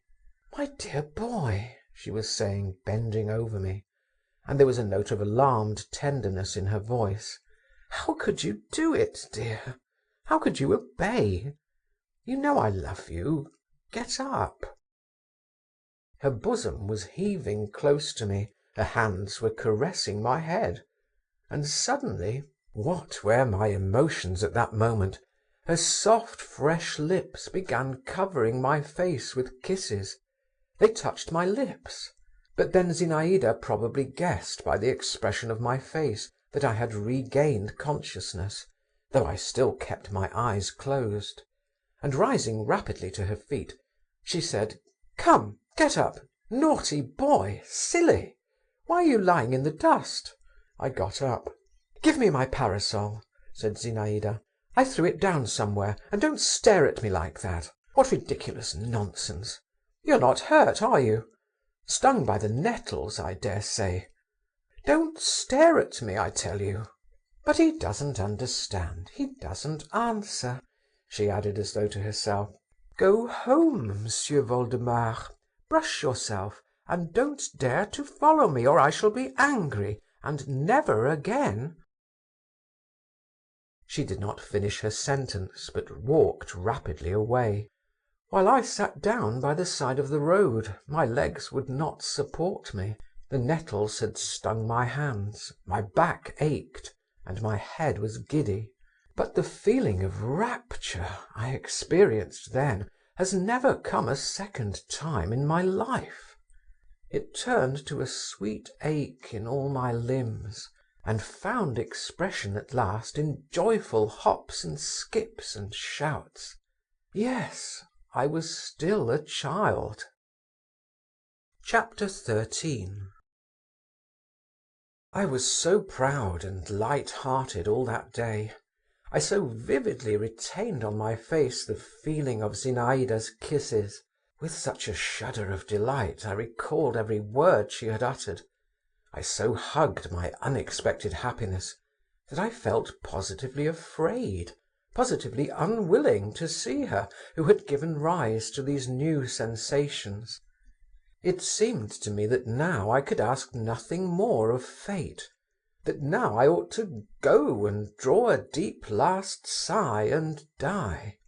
But next day, when I went into the lodge, I felt great embarrassment, which I tried to conceal under a show of modest confidence, befitting a man who wishes to make it apparent that he knows how to keep a secret. Zinaïda received me very simply, without any emotion. She simply shook her finger at me and asked me whether I wasn't black and blue. All my modest confidence and air of mystery vanished instantaneously, and with them my embarrassment. Of course I had not expected anything particular, but Zinaïda's composure was like a bucket of cold water thrown over me. I realized that in her eyes I was a child, and was extremely miserable. Zinaïda walked up and down the room, giving me a quick smile whenever she caught my eye. But her thoughts were far away, I saw that clearly. Shall I begin about what happened yesterday myself? I pondered. Ask her where she was hurrying off so fast, so as to find out once for all. But with a gesture of despair I merely went and sat down in a corner. Byelovzorov came in. I felt relieved to see him. "I've not been able to find you a quiet horse," he said in a sulky voice. "Freitag warrants one, but I don't feel any confidence in it, I'm afraid." "What are you afraid of?" said Zinaïda. "Allow me to inquire." "What am I afraid of? Why, you don't know how to ride. Lord save us, what might happen? What whim is this has come over you all of a sudden?" "Come, that's my business, Sir Wild Beast. In that case I will ask Piotr Vassilievitch." My father's name was Piotr Vassilievitch. I was surprised at her mentioning his name so lightly and freely, as though she were confident of his readiness to do her a service. "Oh, indeed," retorted Byelovzorov. "You mean to go out riding with him, then?" "With him or with someone else is nothing to do with you. Only not with you, anyway." "Not with me," repeated Byelovzorov. "As you wish. Well, I shall find you a horse." "Yes, only mind now, don't send some old cow. I warn you I want to gallop." "Gallop away, by all means. With whom is it? With Malevsky you are going to ride?" "And why not with him, Mr. Pugnacity? Come, be quiet," she added, "and don't glare. I'll take you too. You know that to my mind now, Malevsky's... oh!" She shook her head. "You say that to console me," growled Bielozvorov. Zinaïda half closed her eyes. "Does that console you?" "Oh, Mr. Pugnacity," she said at last, as though she could find no other word. "And you, Monsieur Voldemar, would you come with us?" "I don't care to, in a large party," I muttered, not raising my eyes. "You prefer a tete-a-tete? Well, freedom to the free, and heaven to the saints," she commented with a sigh. "Go along, Bielozvorov, and bestir yourself. I must have a horse for tomorrow." "Oh, and where's the money to come from?" put in the old princess. Zinaïda scowled. "I won't ask you for it. Bielozvorov will trust me." "He'll trust you, will he?" grumbled the old princess, and all of a sudden she screeched at the top of her voice. "Duniashka!" "Maman, I have given you a bell to ring," observed Zinaïda. "Duniashka!" repeated the old lady. Bielozvorov took leave. I went away with him. Zinaïda did not try to detain me. Chapter 14. The next day I got up early, cut myself a stick, and set off beyond the town gates. I thought I would walk off my sorrow. It was a lovely day, bright and not too hot. A fresh sportive breeze roved over the earth, with temperate rustle and frolic, setting all things a-flutter and harassing nothing. I wandered a long while over hills and through woods. I had not felt happy. I had left home with the intention of giving myself up to melancholy. But youth, the exquisite weather, the fresh air, the pleasure of rapid motion, the sweetness of repose, lying on the grass in a solitary nook, gained the upper hand. The memory of those never-to-be-forgotten words, those kisses, forced itself once more upon my soul. It was sweet to me to think that Zinaïda could not anyway fail to do justice to my courage, my heroism. Others may seem better to her than I mused. Let them. But others only say what they would do, while I have done it. And what more would I not do for her? My fancy set to work. I began picturing to myself how I would save her from the hands of enemies, how, covered with blood, I would tear her by force from prison and expire at her feet. I remember a picture hanging in our drawing-room, Malek Adel bearing away Matilda, but at that point my attention was absorbed by the appearance of a speckled woodpecker, who climbed busily up the slender stem of a birch tree and peeped out uneasily from behind it, first to the right, then to the left, like a musician behind the bass viol. Then I sang "Not the White Snows," and passed from that to a song well known at that period, "I await thee when the wanton zephyr," and then I began reading aloud Yermak's address to the stars from Homyakov's tragedy. I made an attempt to compose something myself in a sentimental vein, and invented the line which was to conclude each verse. "Oh, Zinaïda, Zinaïda," but could get no further with it. Meanwhile it was getting on towards dinner-time. I went down into the valley. A narrow sandy path winding through it led to the town. I walked along this path. The dull thud of horses' hoofs resounded behind me. I looked round instinctively, stood still and took off my cap. I saw my father and Zinaïda. They were riding side by side. My father was saying something to her, bending right over to her, his hand propped on the horse's neck. He was smiling. Zinaïda listened to him in silence, her eyes severely cast down, and her lips tightly pressed together. At first I saw them only, but a few instants later Bielozvorov came into sight round a bend in the glade. He was wearing a hussar's uniform with a pelisse, and riding a foaming black horse. The gallant horse tossed its head, snorted, and pranced from side to side. His rider was at once holding him in and spurring him on. I stood aside. My father gathered up the reins, moved away from Zinaïda. She slowly raised her eyes to him, and both galloped off. Bielozvorov flew after them, his sabre clattering behind him. He's as red as a crab, I reflected, while why is she so pale? Out riding the whole morning, and pale. I redoubled my pace, and got home just at dinner time. My father was already sitting by my mother's chair, dressed for dinner, washed and fresh. He was reading an article from the Journal des Débats in his smooth, musical voice. But my mother heard him without attention, and when she saw me, asked where I had been to all day long, and added that she didn't like this gadding about God knows where, and God knows in what company.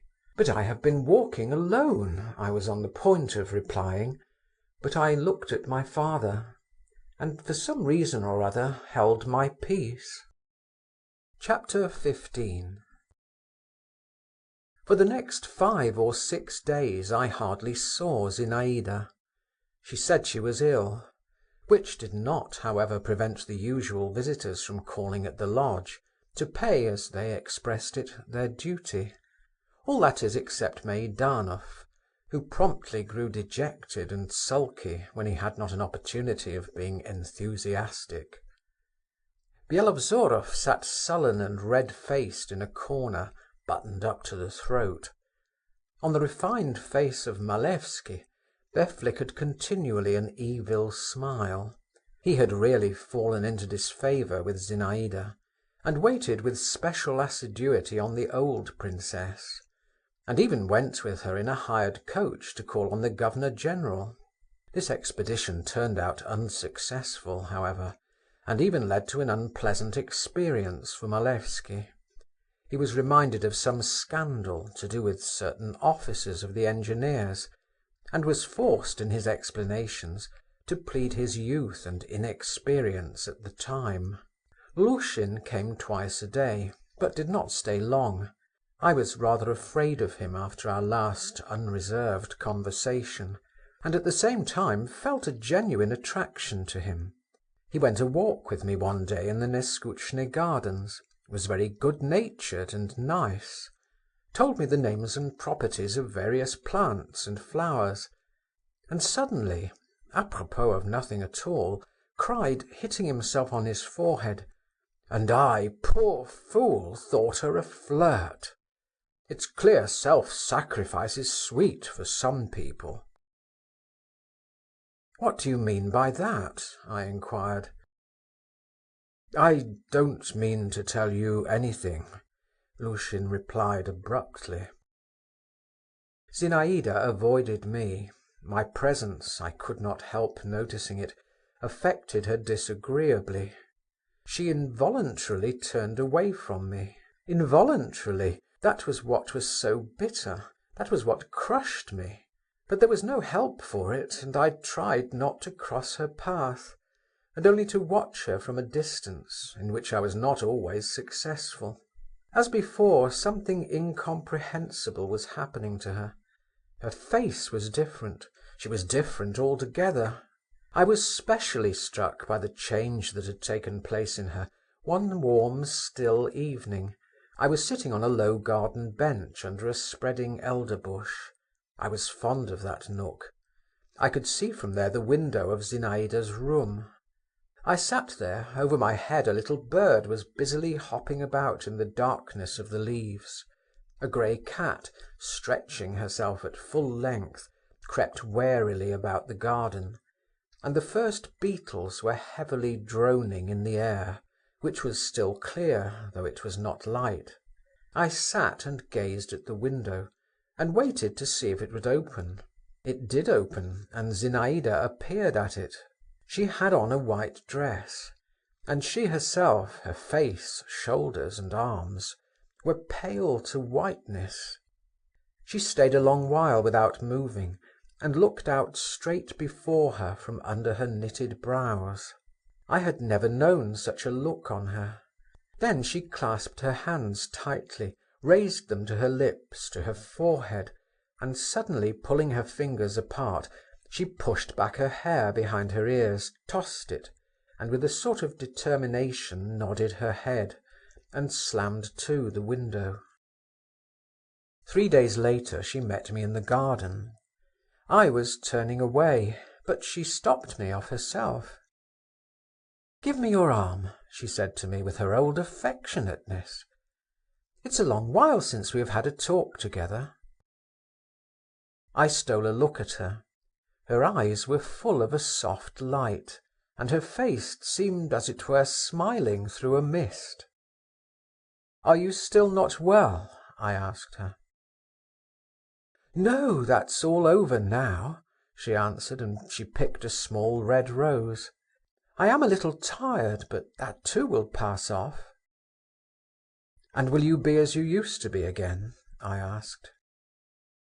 Zinaïda put the rose up to her face, and I fancied the reflection of its bright petals had fallen on her cheeks.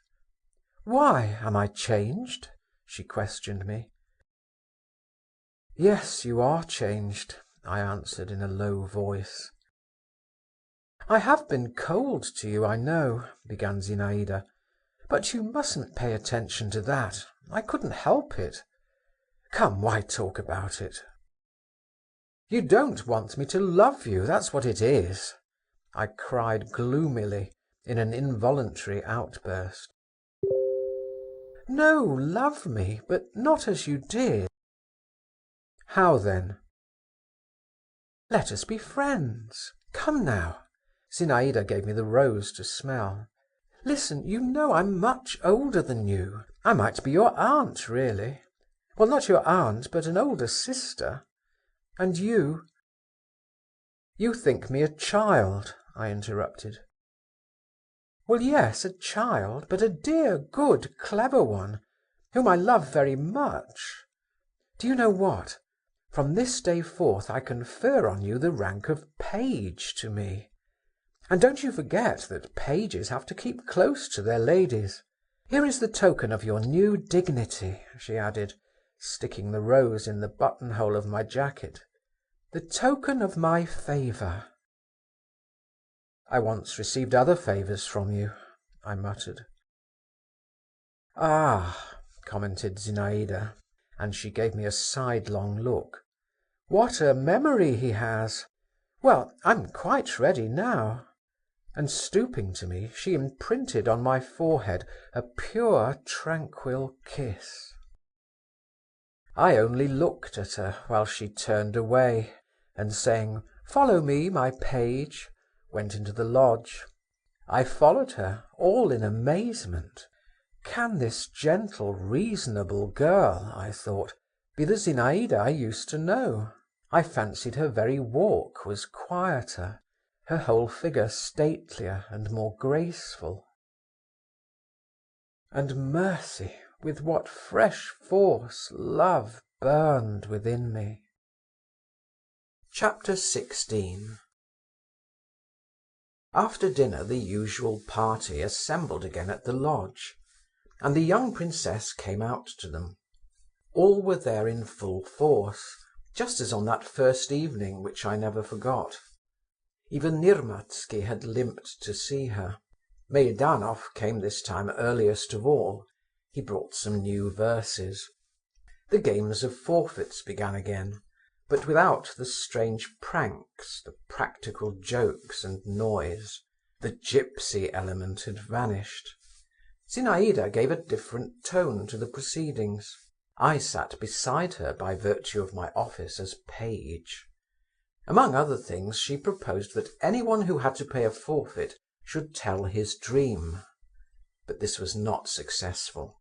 The dreams were either uninteresting (Byelovzorov had dreamed that he fed his mare on carp, and that she had a wooden head), or unnatural and invented. Meidanov regaled us with a regular romance. There were sepulchres in it and angels with lyres, and talking flowers and music wafted from afar. Zinaïda did not let him finish. "If we are to have compositions," she said, "let everyone tell something made up, and no pretence about it." The first who had to speak was again Byelovzorov. The young hussar was confused. "I can't make up anything," he cried. "What nonsense!" said Zinaïda. "Well, imagine, for instance, you are married, and tell us how you would treat your wife. Would you lock her up?" "Yes, I should lock her up." "And would you stay with her yourself?" "Yes, I should certainly stay with her myself." "Very good. Well, but if she got sick of that, and she deceived you?" "I should kill her." "And if she ran away?" "I should catch her up and kill her all the same." "Oh, and suppose now I were your wife, what would you do then?" Byelovzorov was silent a minute. "I should kill myself." Zinaïda laughed. "I see yours is not a long story." The next forfeit was Zinaïda's. She looked at the ceiling and considered. "Well, listen," she began at last. "What I have thought of. Picture to yourselves a magnificent palace, a summer night, and a marvellous ball. This ball is given by a young queen. Everywhere gold and marble, crystal, silk, lights, diamonds, flowers, fragrant scents, every caprice of luxury." "You love luxury," Lushin interposed. "Luxury is beautiful," she retorted. "I love everything beautiful." "More than what is noble?" he asked. "That's something clever. I don't understand it. Don't interrupt me. So the ball is magnificent. There are crowds of guests. All of them are young, handsome, and brave. All are frantically in love with the queen." "Are there no women among the guests?" queried Malevsky. "No, or wait a minute, yes, there are some." "Are they all ugly?" "No, charming. But the men are all in love with the queen. She is tall and graceful. She has a little gold diadem on her black hair."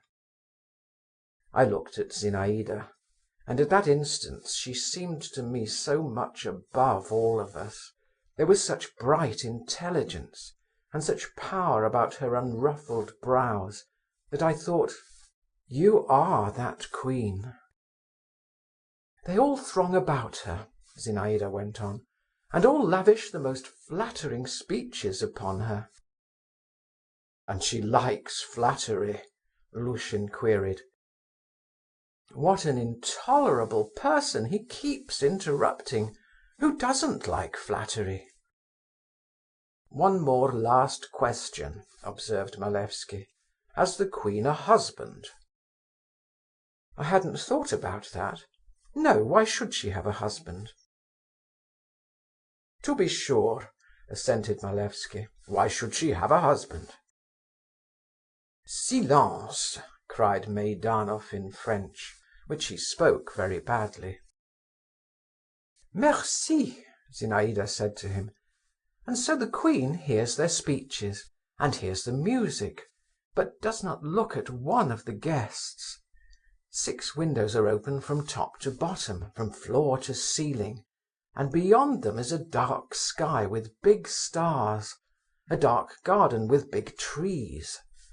The queen gazes out into the garden.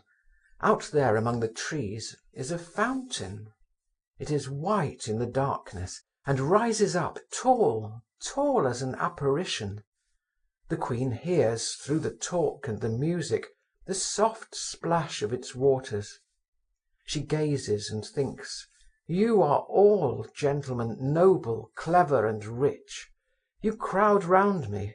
You treasure every word I utter. You are all ready to die at my feet. I hold you in my power. But out there, by the fountain, by that splashing water, stands and waits, he whom I love, who holds me in his power. He has neither rich raiment nor precious stones. No one knows him. But he awaits me, and is certain I shall come. And I shall come. And there is no power that could stop me when I want to go out to him, and to stay with him, and be lost with him out there in the darkness of the garden, under the whispering of the trees, and the splash of the fountain." Zinaïda ceased. "Is that a made-up story?" Malevsky inquired slyly. Zinaïda did not even look at him.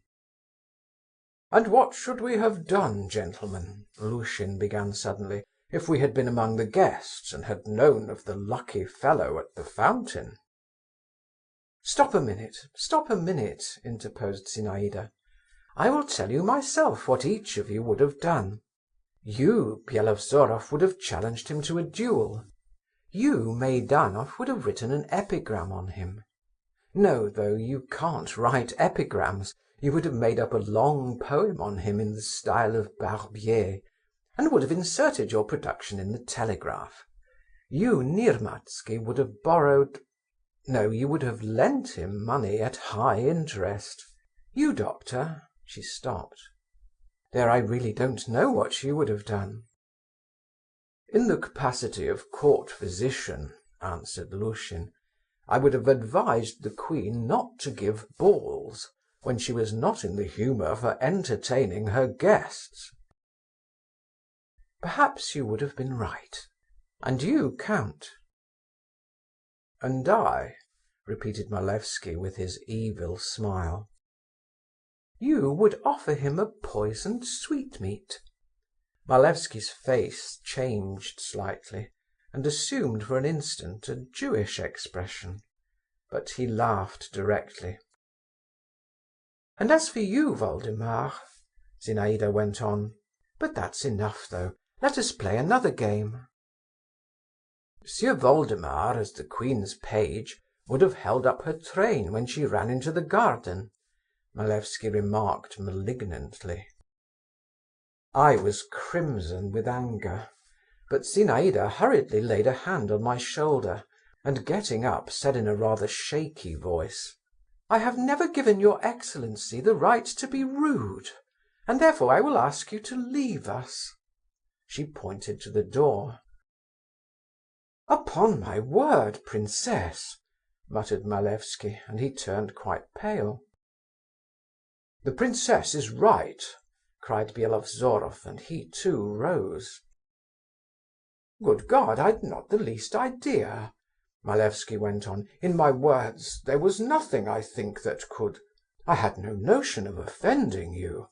Forgive me." Zinaïda looked him up and down coldly, and coldly smiled. "Stay then, certainly," she pronounced with a careless gesture of her arm. "Monsieur Voldemar and I were needlessly incensed.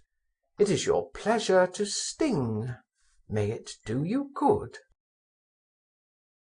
"Forgive me," Malevsky repeated once more, while I, my thoughts dwelling on Zinaïda's gesture, said to myself again that no real queen could with greater dignity have shown a presumptuous subject to the door.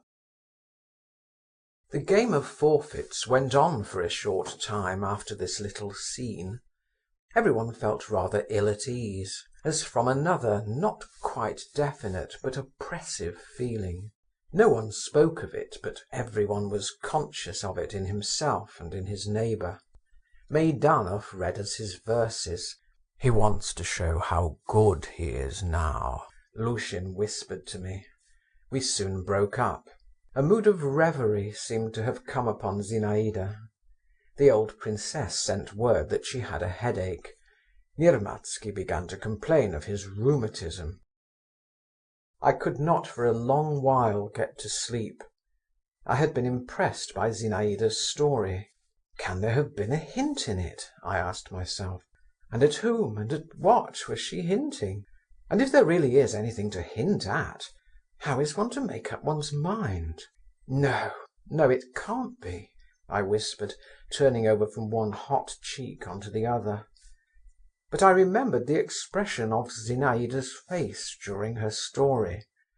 I remembered the exclamation that had broken from Lushin in the Neskutchny gardens, the sudden change in her behaviour to me, and I was lost in conjectures. Who is he? These three words seemed to stand before my eyes traced upon the darkness. A lowering, malignant cloud seemed hanging over me, and I felt its oppressiveness, and waited for it to break. I had grown used to many things of late. I had learned much from what I had seen at the Zasyekins. Their disorderly ways, tallow candle ends, broken knives and forks, grumpy Vonifati, and shabby maidservants, the manners of the old princess. All their strange mode of life no longer struck me. But what I was dimly discerning now in Zinaïda I could never get used to. An adventuress, my mother had said of her one day. An adventuress, she, my idol, my divinity. This word stabbed me. I tried to get away from it into my pillow. I was indignant. And at the same time, what would I not have agreed to? What would I not have given only to be that lucky fellow at the fountain? My blood was on fire and boiling within me.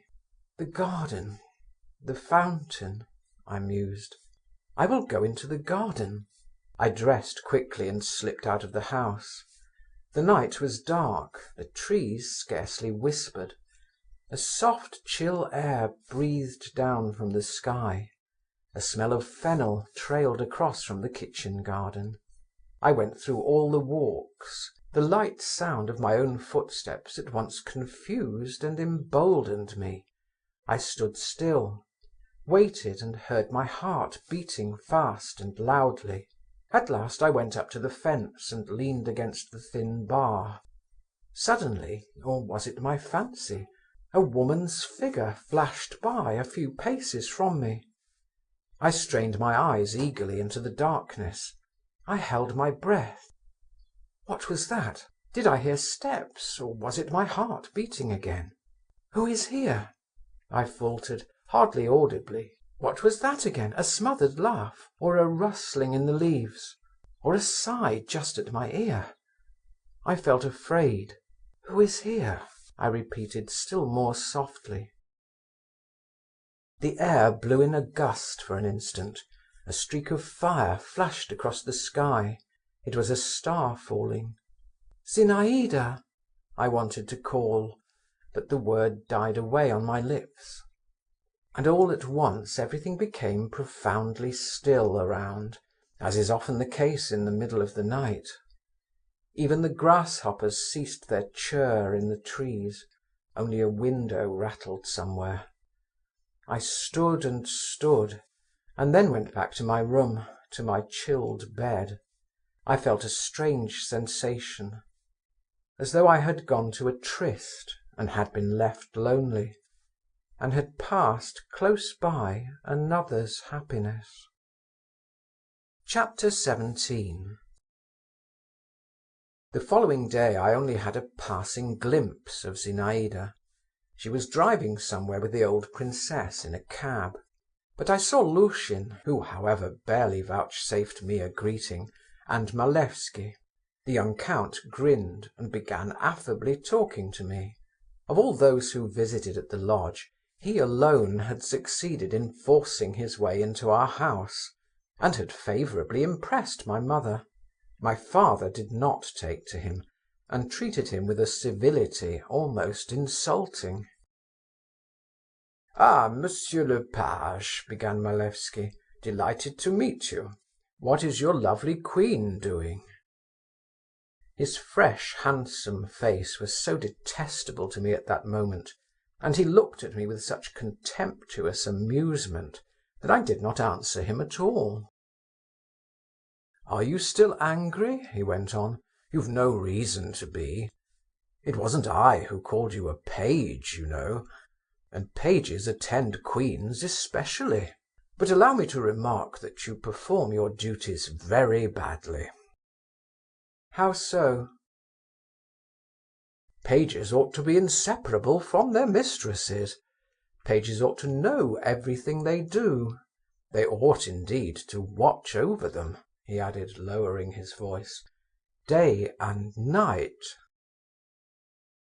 "What do you mean?" "What do I mean? I express myself pretty clearly, I fancy. Day and night. By day it's not so much matter. It's light, people are about in the daytime.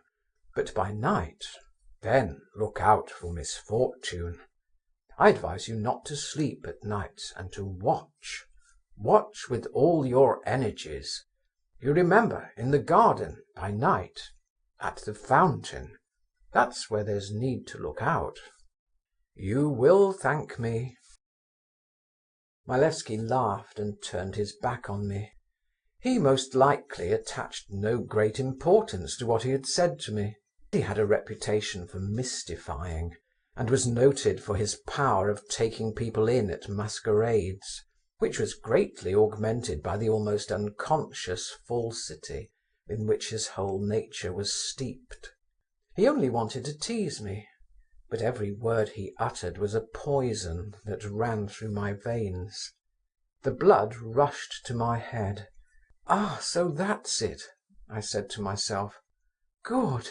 So there was reason for me to feel drawn into the garden. That shan't be so." I cried aloud and struck myself on the chest with my fist. Though precisely what should not be so I could not have said. Whether Malevsky himself goes into the garden, I thought, he was bragging perhaps, he has insolence enough for that, or someone else. The fence of our garden was very low, and there was no difficulty in getting over it. Anyway, if anyone falls into my hands, it will be the worse for him. I don't advise anyone to meet me. I will prove to all the world, and to her, the traitress (I actually used the word traitress), that I can be revenged.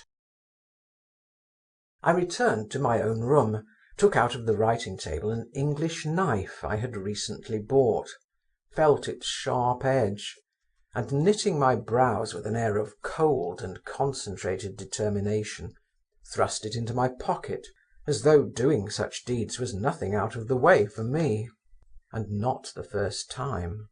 My heart heaved angrily, and felt heavy as a stone. All day long I kept a scowling brow and lips tightly compressed, and was continually walking up and down, clutching, with my hand in my pocket, the knife, which was warm from my grasp, while I prepared myself beforehand for something terrible. These new, unknown sensations so occupied and even delighted me, that I hardly thought of Zinaïda herself. I was continually haunted by Aleko, the young gipsy. "Where art thou going, young handsome man? Lie there." And then, "Thou art all besprent with blood. Oh, what hast thou done?" "Naught." With a cruel smile I repeated that "naught." My father was not at home, but my mother, who had for some time been in an almost continual state of dumb exasperation, noticed my gloomy and heroic aspect, and said to me at supper, "Why are you sulking like a mouse in a meal tub?" I merely smiled condescendingly in reply, and thought, if only they knew. It struck 11. I went to my room, but did not undress. I waited for midnight. At last it struck. "The time has come," I muttered between my teeth, and buttoning myself up to the throat, and even pulling my sleeves up, I went into the garden. I had already fixed on the spot from which to keep watch. At the end of the garden, at the point where the fence separating our domain from the Zasyekins' joined the common wall, grew a pine tree standing alone. Standing under its low, thick branches, I could see well, as far as the darkness of the night permitted, what took place around. Close by ran a winding path which had always seemed mysterious to me. It coiled like a snake under the fence, which at that point bore traces of having been climbed over, and led to a round arbour formed of thick acacias. I made my way to the pine tree, leaned my back against its trunk, and began my watch. The night was as still as the night before, but there were fewer clouds in the sky, and the outlines of bushes, even of tall flowers, could be more distinctly seen. The first moments of expectation were oppressive, almost terrible. I had made up my mind to everything. I only debated how to act. Whether to thunder, "Where goest thou? Stand, show thyself, or death!" or simply to strike. Every sound, every whisper and rustle seemed to me portentous and extraordinary. I prepared myself. I bent forward. But half an hour passed. An hour passed. My blood had grown quieter, colder. The consciousness that I was doing all this for nothing, that I was even a little absurd, that Malevsky had been making fun of me, began to steal over me. I left my ambush, and walked all about the garden. As if to taunt me, there was not the smallest sound to be heard anywhere. Everything was at rest. Even our dog was asleep, curled up into a ball at the gate. I climbed up into the ruins of the greenhouse, saw the open country far away before me, recalled my meeting with Zinaïda, and fell to dreaming. I started. I fancied I heard the creak of a door opening, then the faint crack of a broken twig. In 2 bounds I got down from the ruin, and stood still, all aghast. Rapid, light, but cautious footsteps sounded distinctly in the garden. They were approaching me. "Here he is! Here he is at last!" flashed through my heart. With spasmodic haste I pulled the knife out of my pocket. With spasmodic haste I opened it. Flashes of red were whirling before my eyes. My hair stood up on my head in my fear and fury. The steps were coming straight towards me. I bent. I craned forward to meet him. A man came into view. My God! It was my father. I recognized him at once, though he was all muffled up in a dark cloak, and his hat was pulled down over his face. On tiptoe he walked by. He did not notice me, though nothing concealed me. But I was so huddled up and shrunk together that I fancy I was almost on the level of the ground. The jealous Othello, ready for murder, was suddenly transformed into a schoolboy. I was so taken aback by my father's unexpected appearance that for the first moment I did not notice where he had come from, or in what direction he disappeared. I only drew myself up and thought, why is it that my father is walking about in the garden at night, when everything was still again? In my horror I had dropped my knife in the grass, but I did not even attempt to look for it. I was very much ashamed of myself. I was completely sobered at once. On my way to the house, however, I went up to my seat under the elder tree, and looked up at Zinaïda's window. The small, slightly convex panes of the window shone dimly blue in the faint light thrown on them by the night sky. All at once their colour began to change. Behind them, I saw it distinctly. Softly and cautiously a white blind was let down right to the window frame, and so stayed. "What is that for?" I said aloud, almost involuntarily, when I found myself once more in my room. A dream, a chance, or... The suppositions which suddenly rushed into my head were so new and strange that I did not dare to entertain them. Chapter 18. I got up in the morning with a headache. My emotion of the previous day had vanished. It was replaced by a dreary sense of blankness, and a sort of sadness I had not known till then, as though something had died in me. "Why is it you're looking like a rabbit with half its brain removed?" said Lushin on meeting me. At lunch I stole a look first at my father, then at my mother. He was composed as usual. She was as usual secretly irritated. I waited to see whether my father would make some friendly remarks to me, as he sometimes did, but he did not even bestow his everyday cold greeting upon me. Shall I tell Zinaïda all? I wondered. It's all the same anyway, all is at an end between us.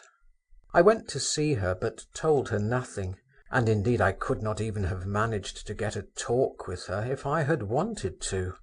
The old princess's son, a cadet of 12 years old, had come from Petersburg for his holidays. Zinaïda at once handed her brother over to me. "Here," she said, "my dear Volodya," it was the first time she had used this pet name to me, "here's a companion for you. His name is Volodya too. Please like him. He is still shy, but he has a good heart. Show him Neskutchny Gardens, go walks with him. Take him under your protection. You'll do that, won't you? You're so good, too." She laid both her hands affectionately on my shoulders, and I was utterly bewildered. The presence of this boy transformed me too into a boy. I looked in silence at the cadet, who stared as silently at me. Zinaïda laughed and pushed us towards each other. "Embrace each other, children." We embraced each other. "Would you like me to show you the garden?" I inquired of the cadet. "If you please," he replied in the regular cadet's hoarse voice. Zinaïda laughed again. I had time to notice that she had never had such an exquisite colour in her face before. I set off with the cadet. There was an old-fashioned swing in our garden. I sat him down on the narrow plank seat and began swinging him. He sat rigid in his new little uniform of stout cloth, with its broad gold braiding, and kept tight hold of the cords. "You'd better unbutton your collar," I said to him. "It's all right, we're used to it," he said, and cleared his throat. He was like his sister. The eyes especially recalled her. I liked being nice to him, and at the same time an aching sadness was gnawing at my heart. Now I certainly am a child, I thought, but yesterday… I remembered where I had dropped my knife the night before and looked for it. The cadet asked me for it, picked a thick stalk of wild parsley, cut a pipe out of it, and began whistling. Othello whistled too. But in the evening how he wept, this Othello, in Zinaïda's arms, when, seeking him out in a corner of the garden, she asked him why he was so depressed. My tears flowed with such violence that she was frightened. "What is wrong with you? What is it, Volodya?" she repeated. And seeing I made no answer, and did not cease weeping, she was about to kiss my wet cheek. But I turned away from her and whispered through my sobs, "I know all. Why did you play with me? What need had you of my love?" "I am to blame, Volodya," said Zinaïda. "I am very much to blame," she added, wringing her hands. "How much there is bad and black and sinful in me! But I'm not playing with you now. I love you. You don't even suspect why and how. But what is it you know?" What could I say to her? She stood facing me and looked at me, and I belonged to her altogether from head to foot directly she looked at me. A quarter of an hour later I was running races with the cadet and Zinaïda. I was not crying, I was laughing, though my swollen eyelids dropped a tear or two as I laughed. I had Zinaïda's ribbon round my neck for a cravat, and I shouted with delight whenever I succeeded in catching her round the waist. She did just as she liked with me. Chapter 19. I should be in a great difficulty if I were forced to describe exactly what passed within me in the course of the week after my unsuccessful midnight expedition. It was a strange, feverish time, a sort of chaos, in which the most violently opposed feelings, thoughts, suspicions, hopes, joys and sufferings whirled together in a kind of hurricane. I was afraid to look into myself, if a boy of 16 ever can look into himself. I was afraid to take stock of anything. I simply hastened to live through every day till evening, and at night I slept. The light-heartedness of childhood came to my aid. I did not want to know whether I was loved, and I did not want to acknowledge to myself that I was not loved. My father I avoided, but Zinaïda I could not avoid. I burnt as in a fire in her presence, and what did I care to know what the fire was in which I burned and melted? It was enough that it was sweet to burn and melt.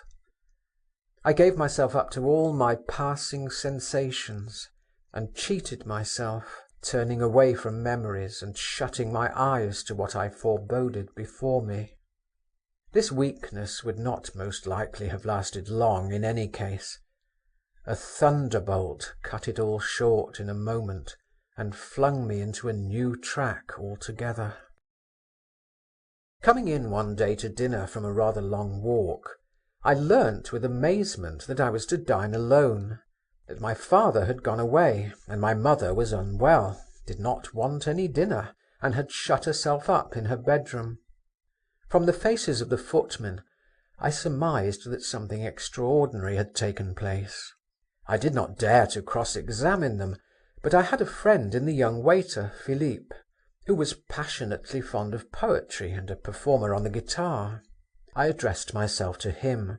From him I learned that a terrible scene had taken place between my father and mother, and every word had been overheard in the maid's room. Much of it had been in French, but Masha, the lady's maid, had lived 5 years with a dressmaker from Paris, and she understood it all. That my mother had reproached my father with infidelity, with an intimacy with the young lady next door. That my father at first had defended himself, but afterwards had lost his temper, and he too had said something cruel, reflecting on her age, which had made my mother cry. That my mother too had alluded to some loan which it seemed had been made to the old princess, and had spoken very ill of her and of the young lady too, and that then my father had threatened her. And all the mischief, continued Philippe, came from an anonymous letter, and who wrote it no one knows, or else there'd have been no reason whatever for the matter to have come out at all. But was there really any ground? I brought out with difficulty, while my hands and feet went cold, and a sort of shudder ran through my inmost being. Philippe winked meaningly. There was. There's no hiding those things. For all that your father was careful this time. But there, you see, he'd, for instance, to hire a carriage or something. No getting on without servants either. I dismissed Philippe and fell onto my bed. I did not sob, I did not give myself up to despair. I did not ask myself when and how this had happened. I did not wonder how it was I had not guessed it before, long ago. I did not even upbraid my father. What I had learnt was more than I could take in. This sudden revelation stunned me. All was at an end. All the fair blossoms of my heart were roughly plucked at once, and lay about me, flung on the ground, and trampled underfoot. Chapter 20. My mother next day announced her intention of returning to the town. In the morning my father had gone into her bedroom, and stayed there a long while alone with her. No one had overheard what he said to her, but my mother wept no more. She regained her composure, and asked for food, but did not make her appearance nor change her plans. I remember I wandered about the whole day, but did not go into the garden. I never once glanced at the lodge, and in the evening I was the spectator of an amazing occurrence. My father conducted Count Malevsky by the arm through the dining room into the hall, and in the presence of a footman said icily to him: "A few days ago your excellency was shown the door in our house, and now I am not going to enter into any kind of explanation with you, but I have the honour to announce to you that if you ever visit me again I shall throw you out of window. I don't like your handwriting." The count bowed, bit his lips, shrank away and vanished. Preparations were beginning for our removal to town, to Arbaty Street, where we had a house. My father himself probably no longer cared to remain at the country house, but clearly he had succeeded in persuading my mother not to make a public scandal. Everything was done quietly, without hurry. My mother even sent her compliments to the old princess, and expressed her regret that she was prevented by indisposition from seeing her again before her departure. I wandered about like one possessed, and only longed for one thing, for it all to be over as soon as possible. One thought I could not get out of my head. How could she, a young girl, and a princess too, after all, bring herself to such a step, knowing that my father was not a free man, and having an opportunity of marrying, for instance, Byelovzorov? What did she hope for? How was it she was not afraid of ruining her whole future? Yes, I thought, this is love, this is passion, this is devotion. And Lushin's words came back to me. To sacrifice oneself for some people is sweet. I chanced somehow to catch sight of something white in one of the windows of the lodge. Can it be Zinaïda's face, I thought. Yes, it really was her face. I could not restrain myself. I could not part from her without saying a last good-bye to her. I seized a favourable instant and went into the lodge. In the drawing-room the old princess met me with her usual slovenly and careless greetings. "How's this, my good man, your folks are off in such a hurry?" she observed, thrusting snuff into her nose. I looked at her, and a load was taken off my heart. The word loan, dropped by Philippe, had been torturing me. She had no suspicion. At least I thought so then. Zinaïda came in from the next room, pale and dressed in black, with her hair hanging loose. She took me by the hand without a word, and drew me away with her. "I heard your voice," she began, "and came out at once. Is it so easy for you to leave us, bad boy?" "I have come to say good-bye to you, princess," I answered, "probably forever. You have heard, perhaps, we are going away." Zinaïda looked intently at me. "Yes, I have heard. Thanks for coming. I was beginning to think I should not see you again. Don't remember evil against me. I have sometimes tormented you, but all the same I am not what you imagine me." She turned away and leaned against the window.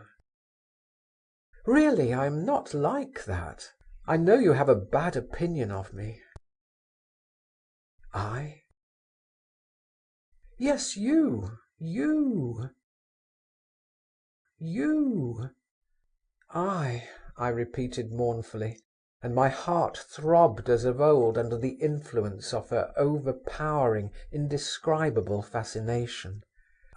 Believe me, Zinaïda Alexandrovna, whatever you did, however you tormented me, I should love and adore you to the end of my days."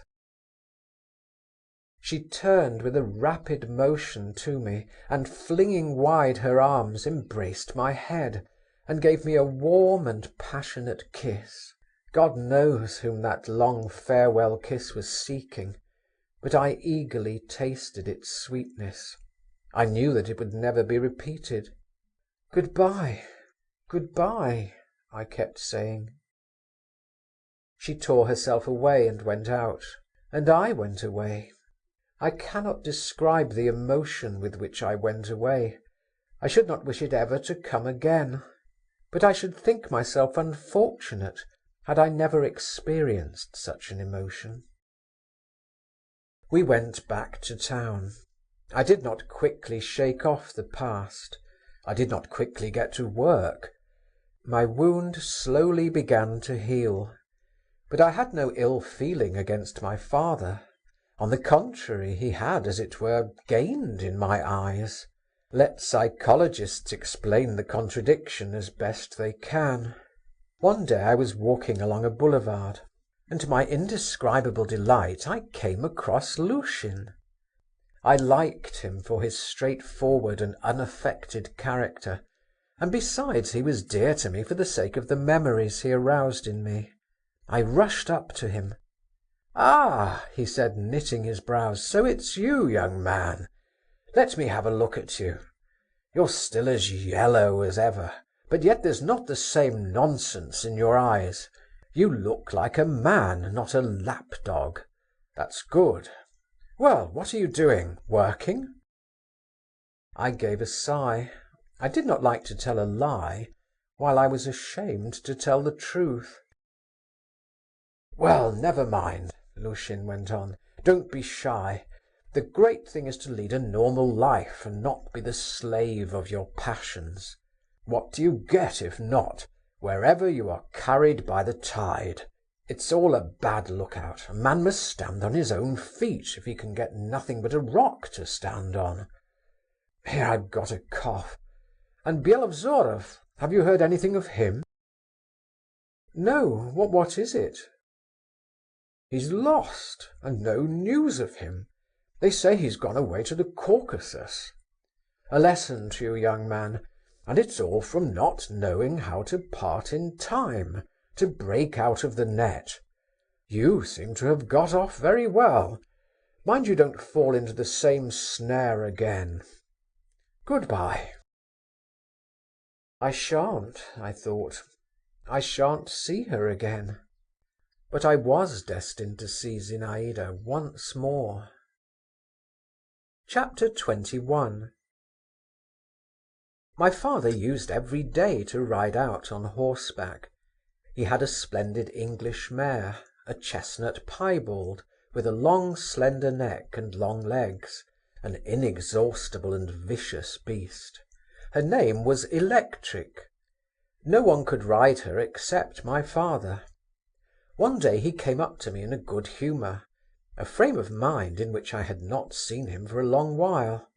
He was getting ready for his ride, and had already put on his spurs. I began entreating him to take me with him. "We'd much better have a game of leap-frog," my father replied. "You'll never keep up with me on your cob."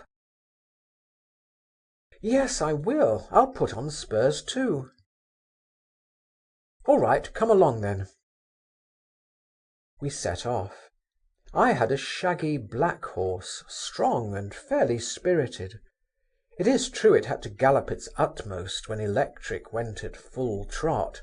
Still I was not left behind. I have never seen anyone ride like my father. He had such a fine, carelessly easy seat that it seemed that the horse under him was conscious of it and proud of its rider. We rode through all the boulevards, reached the Maiden's Field, jumped several fences. At first I had been afraid to take a leap, but my father had a contempt for cowards, and I soon ceased to feel fear.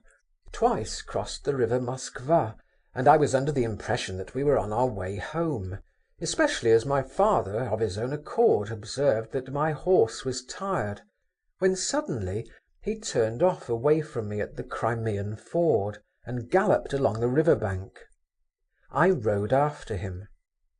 When he had reached a high stack of old timber, he slid quickly off Electric, told me to dismount, and giving me his horse's bridle, told me to wait for him there at the timber stack, and turning off into a small street, disappeared. I began walking up and down the river bank, leading the horses, and scolding Electric, who kept pulling, shaking her head, snorting and neighing as she went; and when I stood still never failed to paw the ground, and whining bite my cob on the neck. In fact, she conducted herself altogether like a spoilt thoroughbred. My father did not come back. A disagreeable damp mist rose from the river, a fine rain began softly blowing up, and spotting with tiny dark flecks the stupid grey timber stack which I kept passing and repassing, and was deadly sick of by now. I was terribly bored, and still my father did not come. A sort of sentryman, a Finn, grey all over like the timber, and with a huge old-fashioned shako like a pot on his head, and with a halberd. However came a sentry, if you think of it, on the banks of the Moskva, drew near, and turning his wrinkled face, like an old woman's, towards me, he observed, "What are you doing here with the horses, young master? Let me hold them." I made him no reply. He asked me for tobacco. To get rid of him, I was in a fret of impatience too. I took a few steps in the direction in which my father had disappeared, then walked along the little street to the end, turned the corner, and stood still. In the street, 40 paces from me, at the open window of a little wooden house, stood my father, his back turned to me. He was leaning forward over the window sill, and in the house, half hidden by a curtain, sat a woman in a dark dress, talking to my father. This woman was Zinaïda. I was petrified. This, I confess, I had never expected. My first impulse was to run away. My father will look round, I thought, and I am lost. But a strange feeling, a feeling stronger than curiosity, stronger than jealousy, stronger even than fear, held me there. I began to watch. I strained my ears to listen. It seemed as though my father were insisting on something.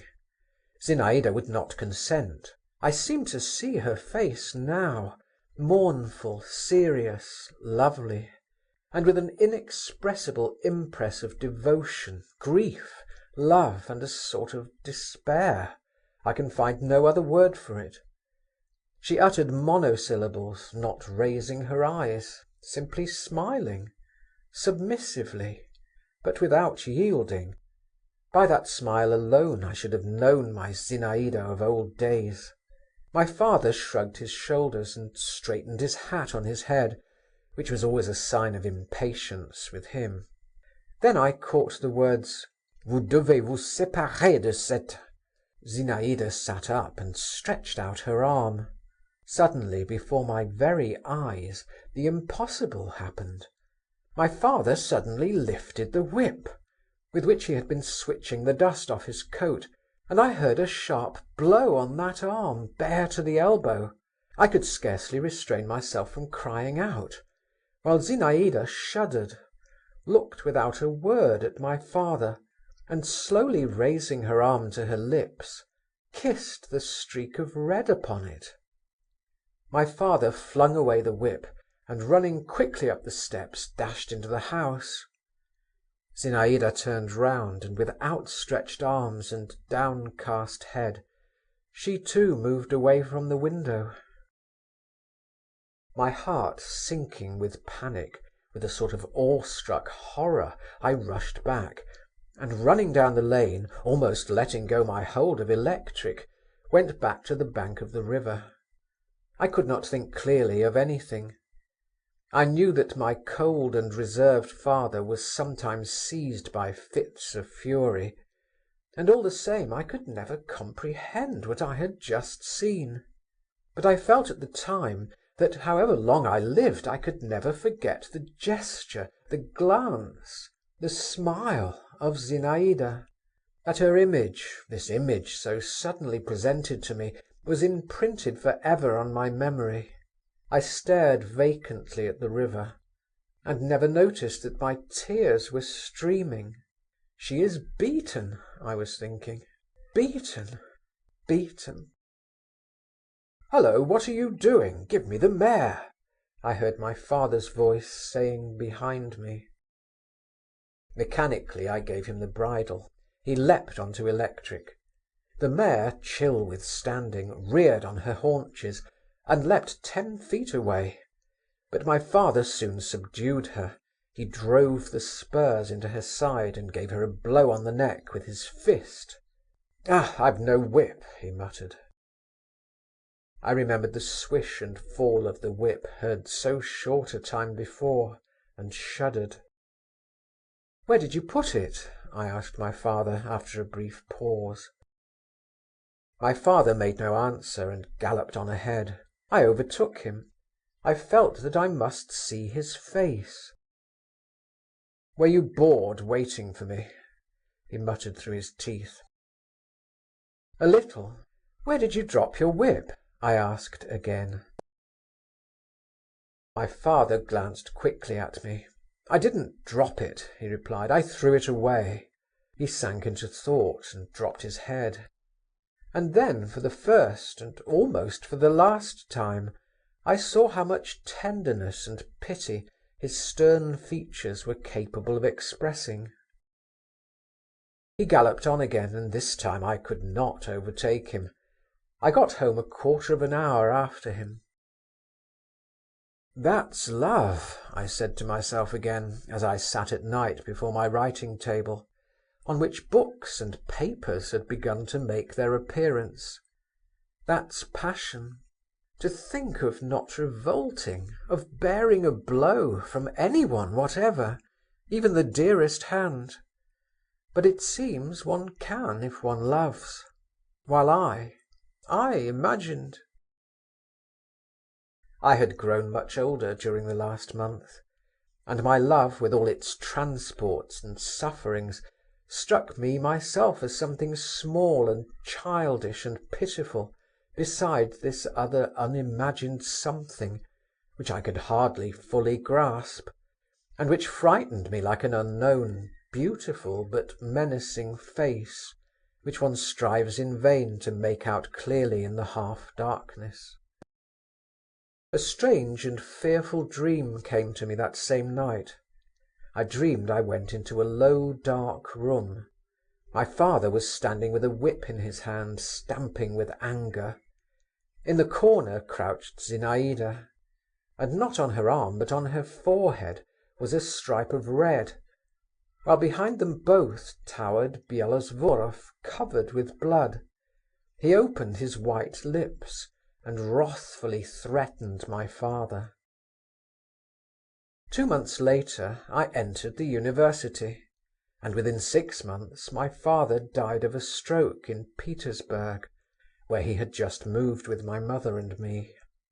A few days before his death he received a letter from Moscow which threw him into a violent agitation. He went to my mother to beg some favour of her, and I was told he positively shed tears. He, my father!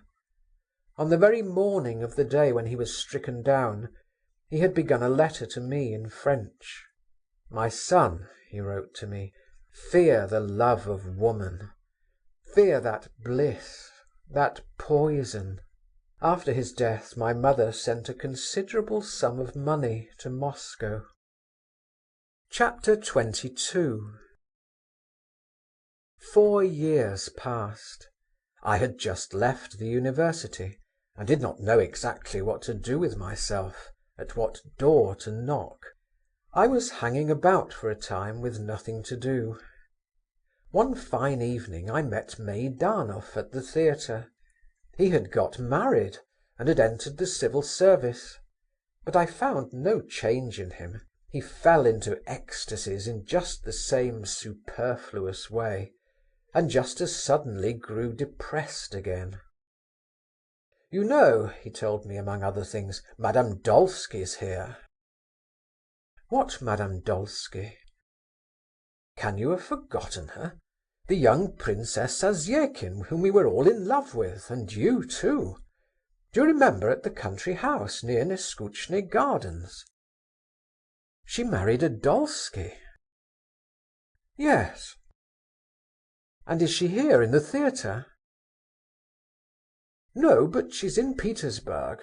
She came here a few days ago. She's going abroad." "What sort of fellow is her husband?" I asked. "A splendid fellow with property. He's a colleague of mine in Moscow. You can well understand, after the scandal. You must know all about it." Meidanov smiled significantly. It was no easy task for her to make a good marriage. There were consequences, but with her cleverness everything is possible. Go and see her, she'll be delighted to see you. She's prettier than ever." Meidanov gave me Zinaïda's address. She was staying at the Hôtel des Moutes. Old memories were astir within me. I determined next day to go to see my former flame. But some business happened to turn up. A week passed, and then another, and when at last I went to the Hôtel des Moutes and asked for Madame Dolsky, I learnt that 4 days before she had died, almost suddenly, in childbirth. I felt a sort of stab at my heart. The thought that I might have seen her, and had not seen her, and should never see her, that bitter thought stung me with all the force of overwhelming reproach. "She is dead," I repeated, staring stupidly at the hall porter. I slowly made my way back to the street, and walked on without knowing myself where I was going. All the past swam up and rose at once before me. So this was the solution. This was the goal to which that young, ardent, brilliant life had striven, all haste and agitation. I mused on this. I fancied those dear features, those eyes, those curls, in the narrow box, in the damp underground darkness, lying here, not far from me, while I was still alive, and maybe a few paces from my father. I thought all this. I strained my imagination, and yet all the while the lines "From lips indifferent of her death I heard, indifferently I listened to it too," were echoing in my heart. O youth, youth, little dost thou care for anything. Thou art master, as it were, of all the treasures of the universe. Even sorrow gives thee pleasure, even grief thou canst turn to thy profit. Thou art self-confident and insolent. Thou sayest, I alone am living, look you. But thy days fly by all the while and vanish without trace or reckoning, and everything in thee vanishes like wax in the sun, like snow. And perhaps the whole secret of thy charm lies not in being able to do anything, but in being able to think thou wilt do anything, lies just in thy throwing to the winds forces which thou couldst not make other use of, in each of us gravely regarding himself as a prodigal, gravely supposing that he is justified in saying, "Oh, what might I not have done if I had not wasted my time?" I now, what did I hope for, what did I expect, what rich future did I foresee, when the phantom of my first love, rising up for an instant, barely called forth one sigh, one mournful sentiment? And what has come to pass of all I hoped for?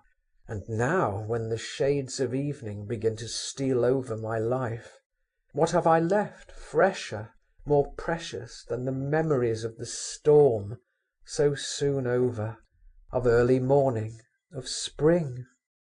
But I do myself injustice. Even then, in those light-hearted young days, I was not deaf to the voice of sorrow when it called upon me, to the solemn strains floating to me from beyond the tomb. I remember, a few days after I heard of Zinaïda's death, I was present through a peculiar, irresistible impulse at the death of a poor old woman who lived in the same house as we. Covered with rags, lying on hard boards with a sack under her head, she died hardly and painfully. Her whole life had been passed in the bitter struggle with daily want. She had known no joy, had not tasted the honey of happiness. One would have thought surely she would rejoice at death, at her deliverance, her rest. But yet, as long as her decrepit body held out, as long as her breast still heaved in agony under the icy hand weighing upon it, until her last forces left her, the old woman crossed herself and kept whispering, "Lord, forgive my sins," and only with the last spark of consciousness vanished from her eyes the look of fear, of horror of the end. And I remember that then, by the deathbed of that poor old woman, I felt aghast for Zinaïda, and longed to pray for her, for my father, and for myself. If you liked the video, put a like, subscribe to the channel and click on the bell to not miss our new videos.